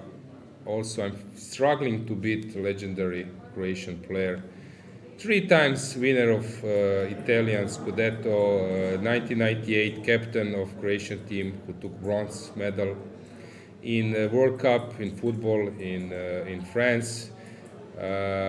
Someone said that he was one of the best foreign players in history of AC Milan. Zvonimir Boban, now right hand of Čeferin in UEFA. Boban is behind so many good things in football, VAR and so on. He likes to play chess, and he also kicks my butt in tennis. But I'm slowly improving. He was at one stage he was the best, I would say, player, non-tennis player who played tennis. Actually, he played against Goran Ivanišević. Okay, Goran was giving him some odds. I think it was like 30-0, plus he can serve only second serve. Goran was the best server. Later, Karlovic and some others came, but at that time, Goran Ivanišević was best server, so he could only serve second serve. It was 30-0 starting, and backhand he can only play slice, not spin. Mm-hmm. And I think with forehand he cannot. Yeah, he can push him, but not over the limit. And once I think Boban won. Congrats. So then when I play against Zvone, I feel how he's good with his hand. Okay, you have also some other basketball player, Marko Tomas, Gordan Giricek, tennis player Zoran Primorac, they all like chess. Bruno Petković, who scored a goal against Brazil in the last World Cup, this crucial equalizer in 117 or 18 minutes, and then Croatia went through in the it was the quarterfinal. We went through against Brazil in the penalties. Mm-hmm. Yes, Modric, yeah, was the captain. So Bruno plays chess and he plays very well. And actually, he likes to solve puzzles. And then I'm sending him puzzle, and they say, after 1 minute, say, how I don't see it immediately. This is the solution, and so. So Bruno knows how to play as well. So no puzzles on chess.com or something like that? Yeah, he's puzzles solving. pen I'm paper. giving him. I'm sending him some. Also, brothers, Sinkovic brothers in rowing, the best, I would say, rowers maybe ever. They won 4 Olympic medals. So yeah, Valent also likes to play chess. So many of them. Dubravko Šimen's best, one of the best water polo players. Yeah, there are many of them. Yeah, just getting more and more popular. This is great news. Also Mirko Krokap, who likes UFC, Pride before.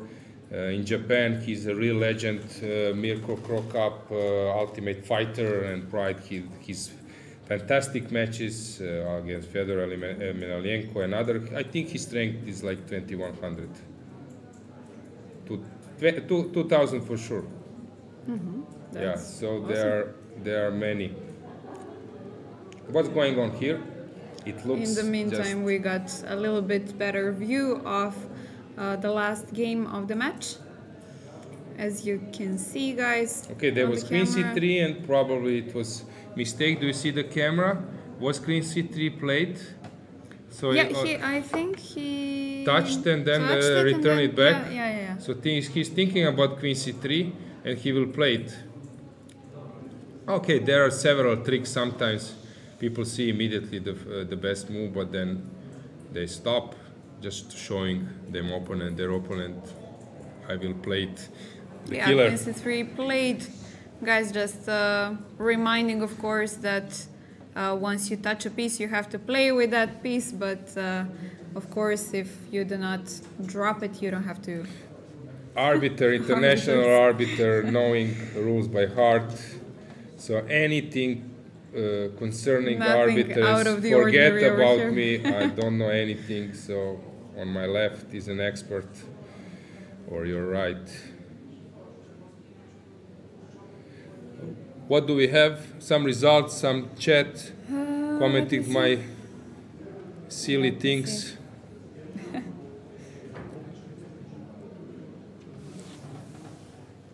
Not much is happening. We are actually delayed.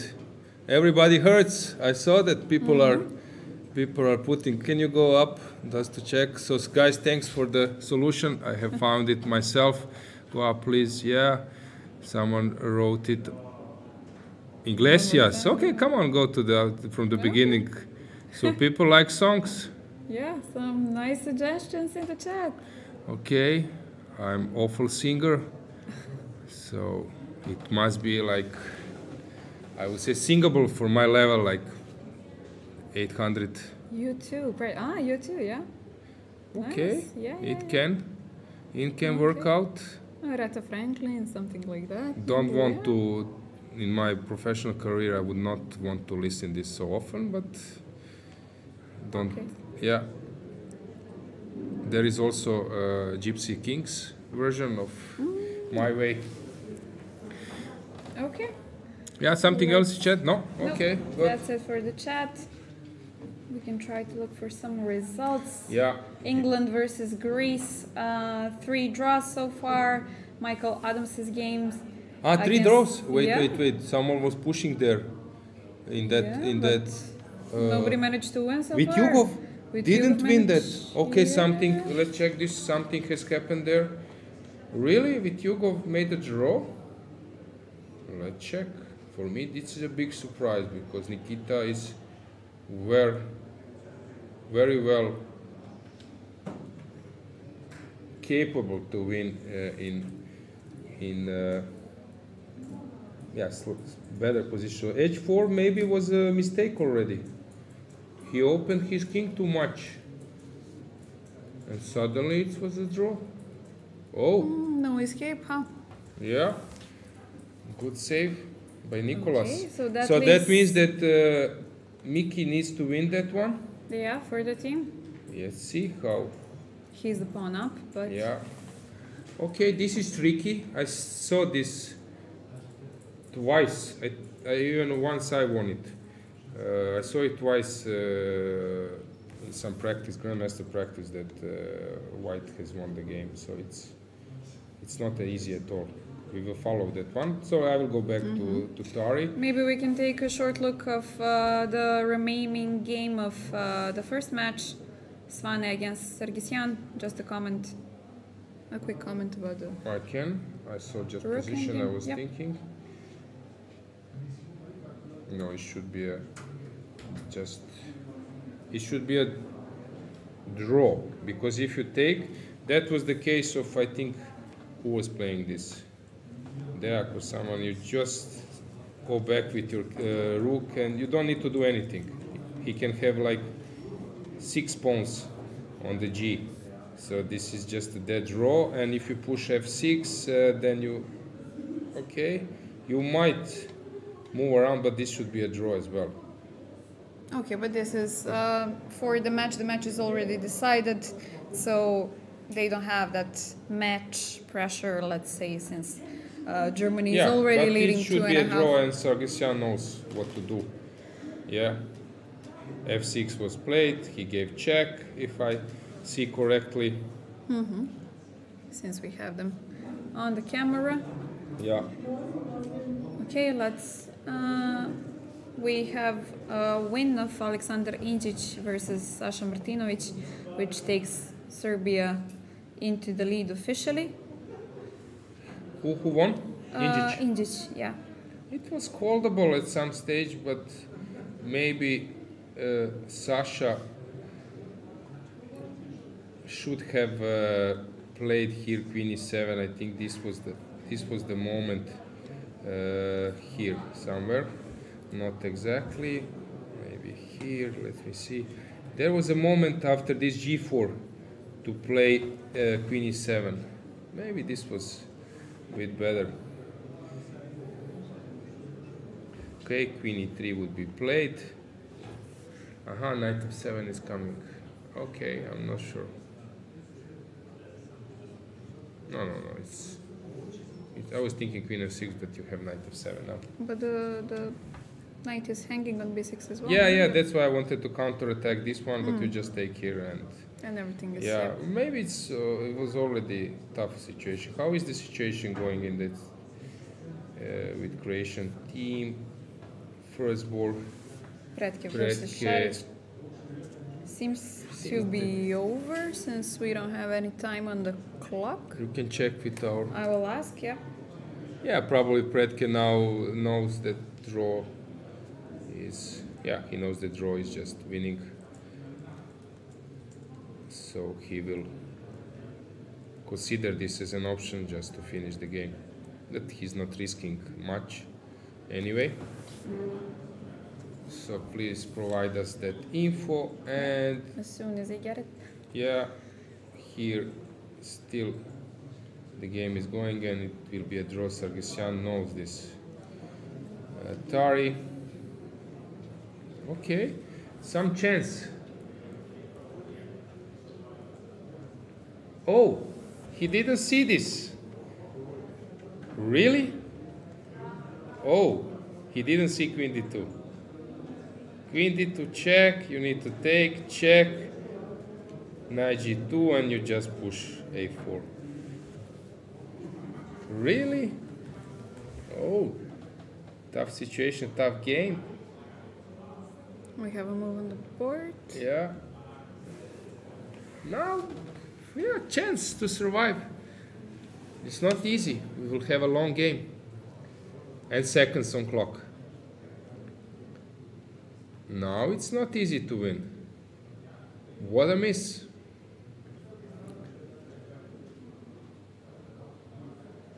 At the moment, the result in match is level, or? Right? Yeah, it's level. It should be leveled. Yeah. Last seconds, rook f2 played. We've just got a confirmation it was a draw in Pretke versus Šarić.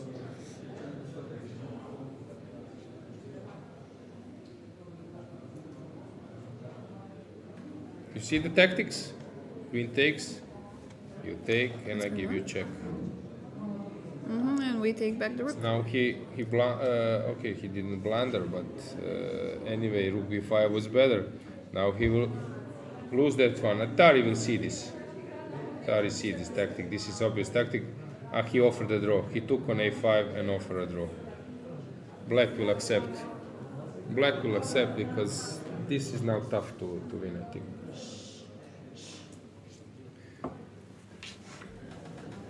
Okay, still it's possible to play, but the clock is ticking. I think we will have a draw. Let's see, king h7 or accept a draw. 10 seconds. Okay, not yet, but now. 12, 10, 9. Yes, accepted. So we have a draw. Now he's showing queen d2. I think he's showing this.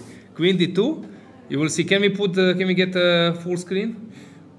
Yeah, so you will see queen d2. Magnus is commentating as well. So just queen d2, and we are waiting for the. Yeah, so queen d2 takes, and rook f2, and it's over. Now, yeah, Yordashescu is showing, and now also Tari is showing just the queen d2 and rook f2, game over. Okay, yeah, he's showing him. It's nice that we saw something in the studio today. Yeah.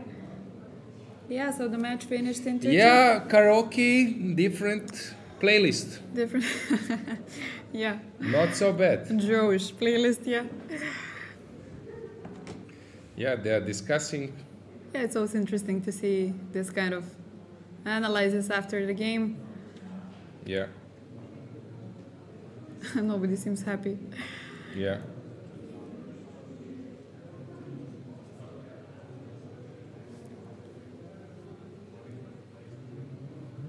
Signing the score sheets.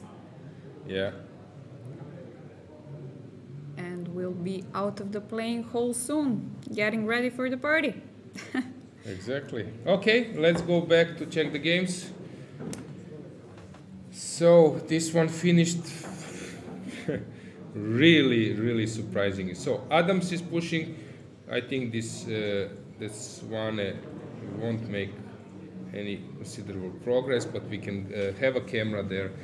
Although the match is the Germany match, decided, but let's switch the camera. Let's see the faces there.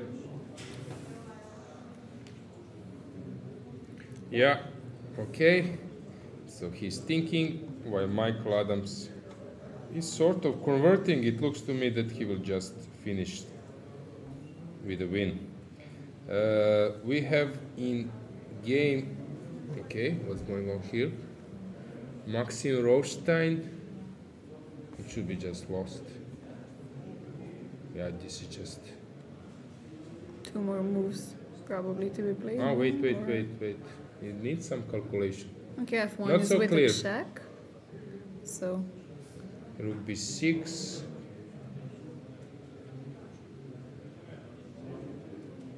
Some calculation is needed. It's not so clear. This one, I see what will happen. We will have rook against the g-pawn. And now remember what I was saying, which position you need to catch. Yeah, yesterday we had rook against 2 pawns in Jovi Huska's game, yeah? Yeah. I just saw Tari going back. Serbia also.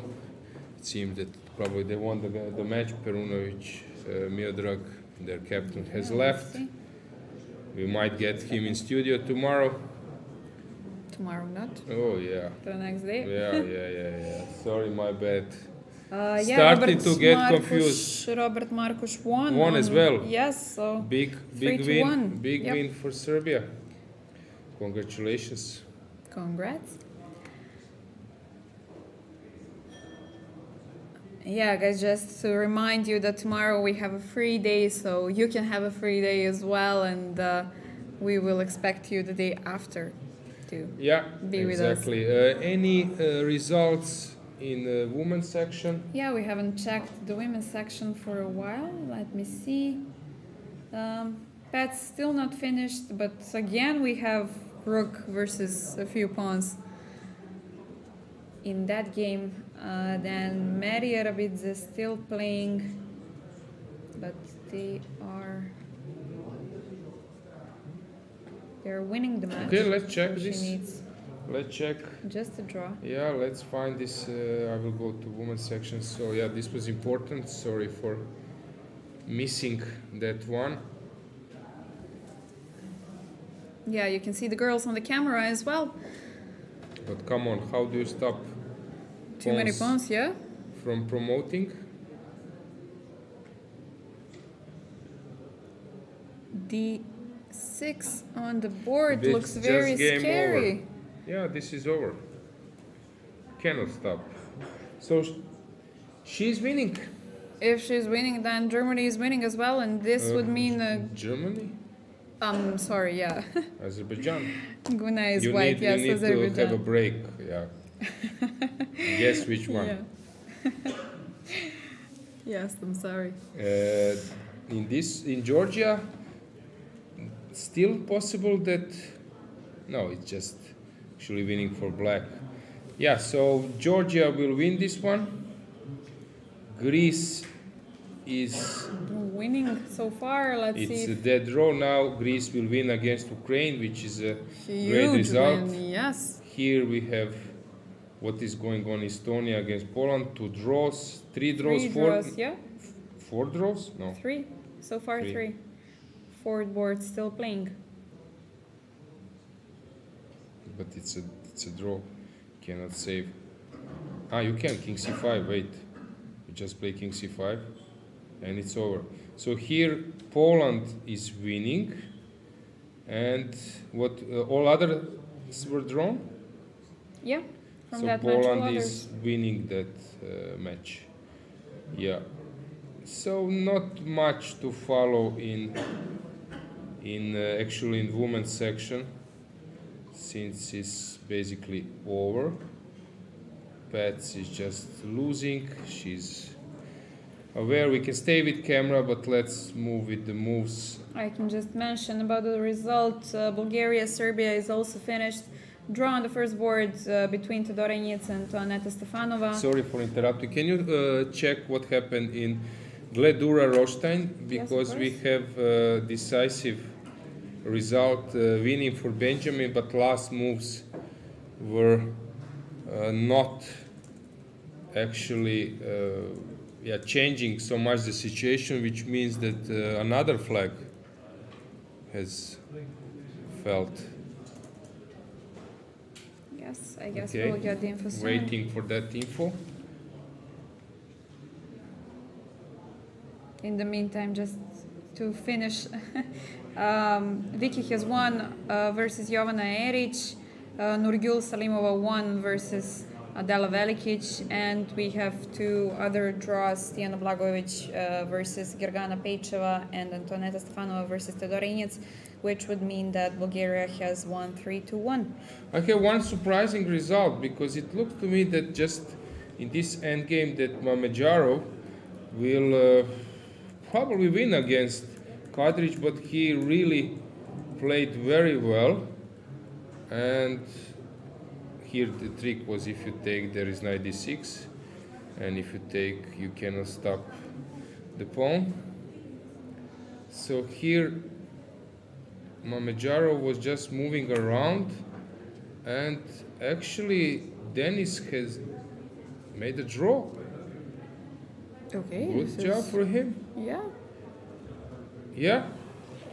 And also Congrats. Djukic did the same with in the Rook's endgame, 4 against 3, which is not pleasant at all. So let's check how this happened. So he was making this h4. Okay. Pushing, yes, it was unpleasant. And it converted to 3 against 2.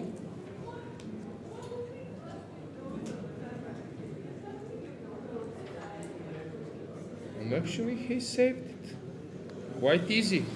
Good job for Djukic. Okay, but they have lost the match. Yeah, never mind, but it was unpleasant. But it's, yeah, good results for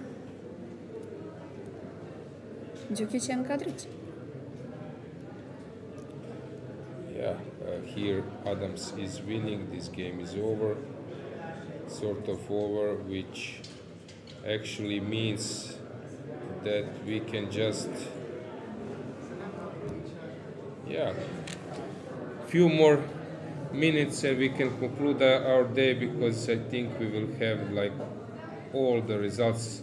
So what happened in the Rostein game? Do we have an answer? No, still no info.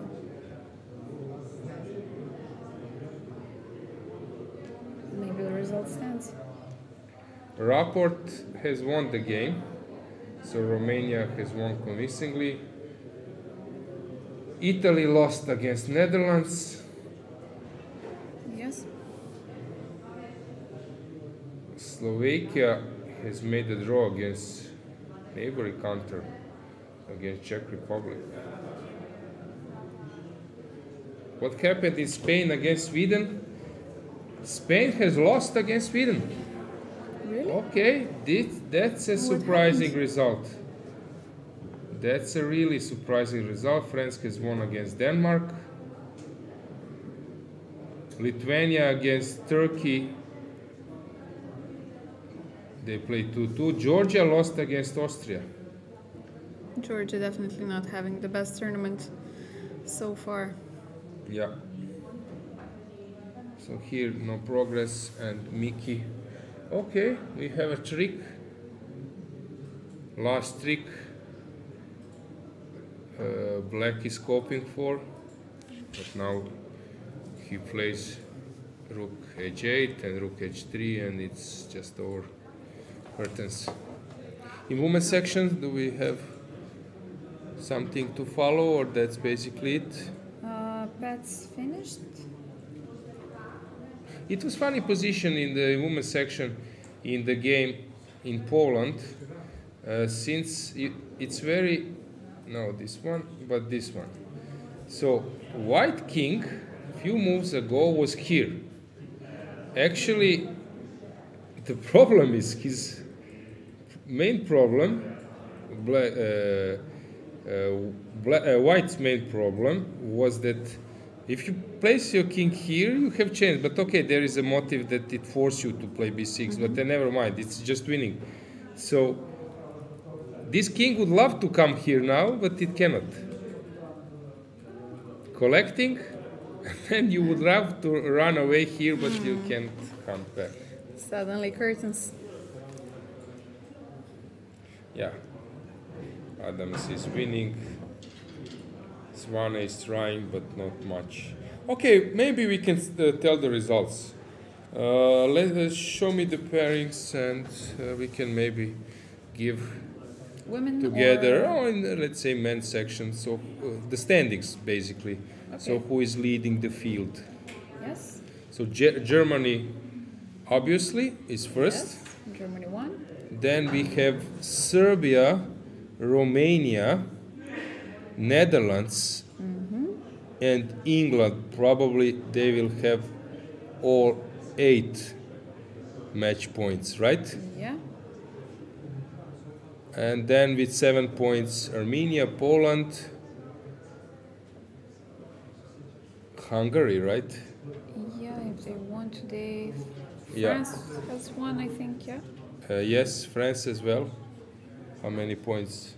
No, but France No, is France coming on is- 6. yeah, No, 6. no. Okay. 7 points. They're not in the Yeah, 5 so once group. again, so Germany is leading with 9 match points. Yes. Then we have behind them Serbia, Romania, and England, Netherlands probably. with 8, and then with 7 points Armenia, Poland.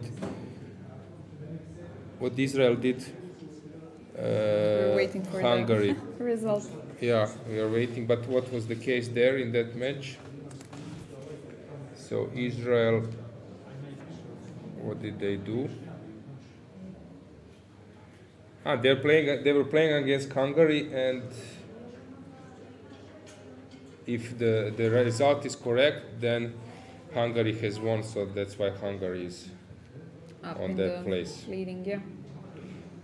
In the women's section, we can Yeah. tell the results. So Azerbaijan has won. Yeah, 9 meaning points. That they have 9 points. France as well, right? France just crushed the field, right? Yeah. So they're Sharing the the only first. two who will have 9 match points. Then Serbia has lost to Bulgaria, putting Bulgaria On 8. on 8. I think Armenia has lost against France. So then we have with 7 match points. We have Germany, Greece, exactly, Georgia, and I don't know, Slovenia, Estonia. What did they do in the match? I think Slovenia. it was a draw on the first board. So what did Slovenia do? So they were playing against Netherlands. So Slovenia against Netherlands. Netherlands has won the match. Okay, putting Netherlands up there with 7 match points. Yeah. In the leading group. Not true. You're right. In the, Leading is 9.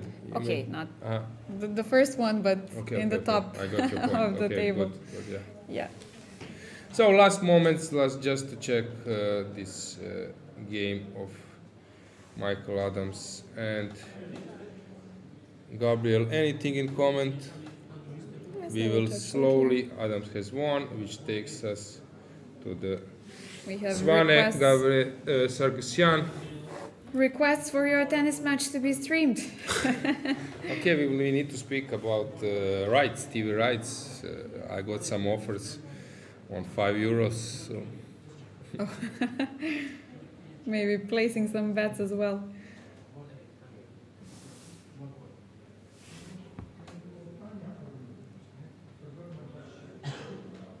I see some players commenting Boban was a great player. Yes, exactly.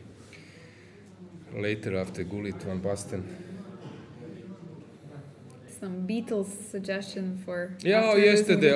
Yesterday is yeah. always. Yesterday is always on the list. Right. I agree fully. Dubiosa collective, but these are for the Balkan countries. Yes, I agree. Okay, there are some sad songs for like our language. I will skip them. Okay, that's all we have in the comments so far. So waiting for this game to be finished. No chance for Svane, I guess, but maybe he can find out something. Maybe we can get this broad camera because now moves are not so important, just full camera of that game.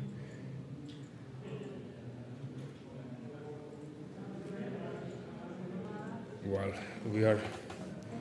Wait, yeah.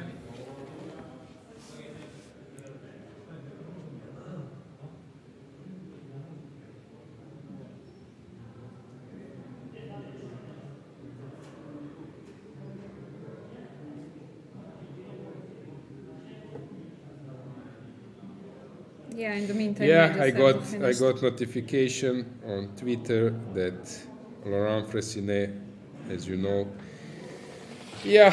2 week too slow remark from Magnus Carlsen, but a great player himself.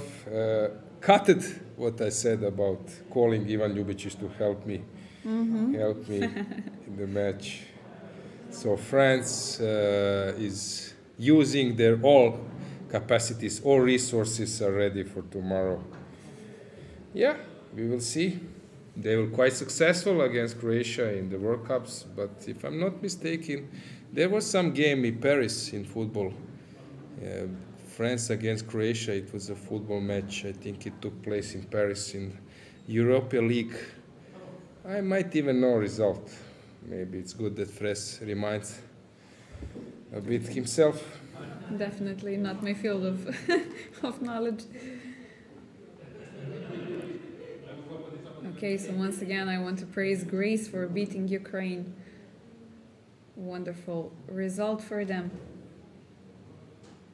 2.5, 1.5. Just got an info that Movsi was in hospital, Movsisyan, but now he said that he's fine. I don't know what happened, but wish speed recovery to Sergey. Yes.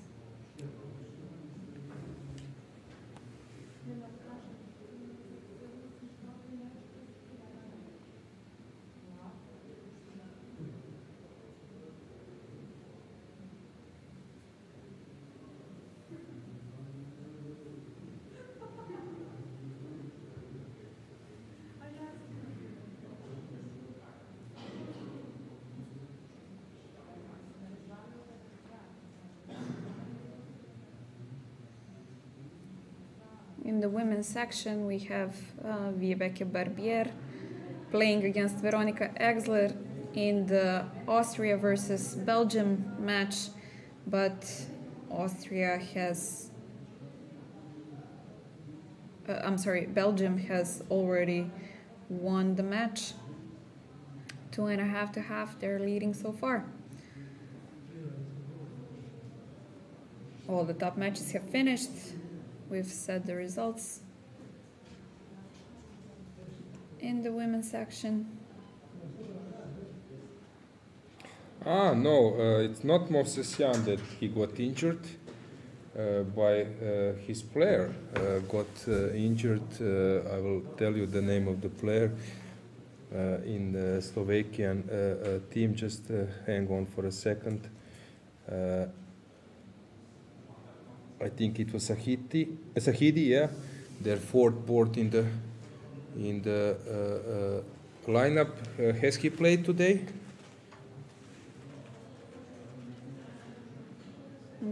Yes, he was playing the fourth board. Yeah, what did he do?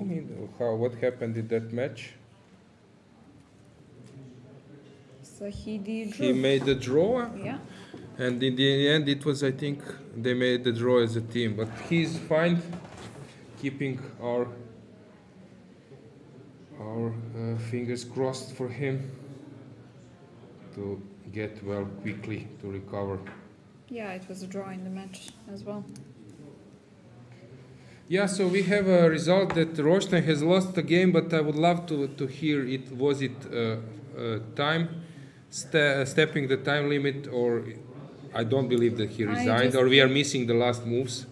So we are waiting for that answer.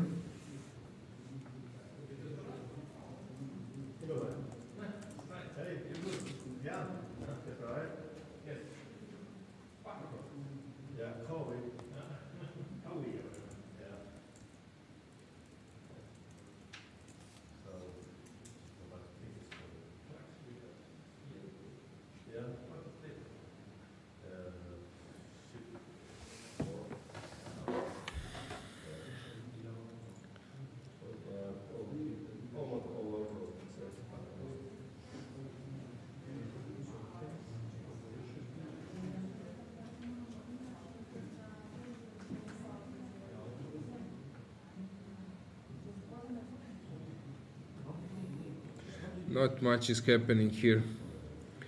They are just moving around back and forth.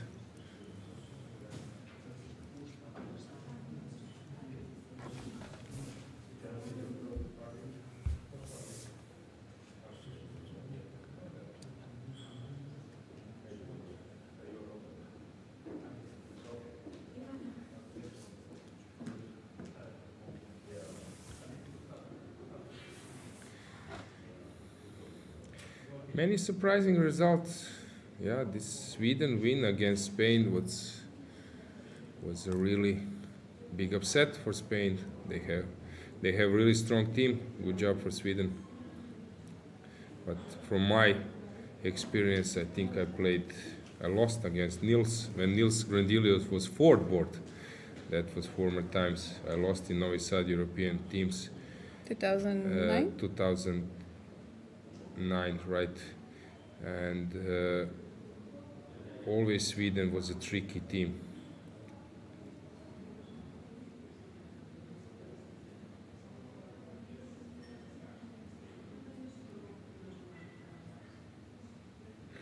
Gabriel is showing that he has everything under control, and then you have this strategy when you are keeping a pen in your hand, and Putting the like pressure on the like opponent, waiting. yeah? I know everything. Come on, it's trying to make Like everything your is life short, obvious, your work shorter. Somehow to say you will make a move, but anyway it's a draw. Okay, Yeah, that's we it. just agreed. I think we can now conclude. These days the position is not so important anymore. You could see that it was nothing had happened actually before. So it was tough day from the beginning for us. Later for players because technical issues, but I'm pretty sure not tomorrow, but in 2 days that Everything yeah. will be under control, yeah? On Friday, come back to us. I expect, like, let's say, how many people? Like 300 people will come anyway tomorrow, 3 p.m. This is typical. I would do the same. And then, it's a free day. Maybe, but we won't have any live chat tomorrow. Yeah, I think in World Cup, you start in football. You start with like 4 games, 4 matches a day, and then there is before I think semi-finals. There are 2 days, rest day, and then you realize there is no football that day. Same goes with this tournament, but we will come back soon with many updates about my tennis match, about Dragana's song at karaoke party. Many news. So stay with us. With some new guests. Exactly. So be with us on Friday as well, right? Yes, Friday, 3:15. We are waiting for you. Same time, same place. Enjoy your evening. Enjoy the free day tomorrow. And see you soon. See you soon. Bye. Bye-bye.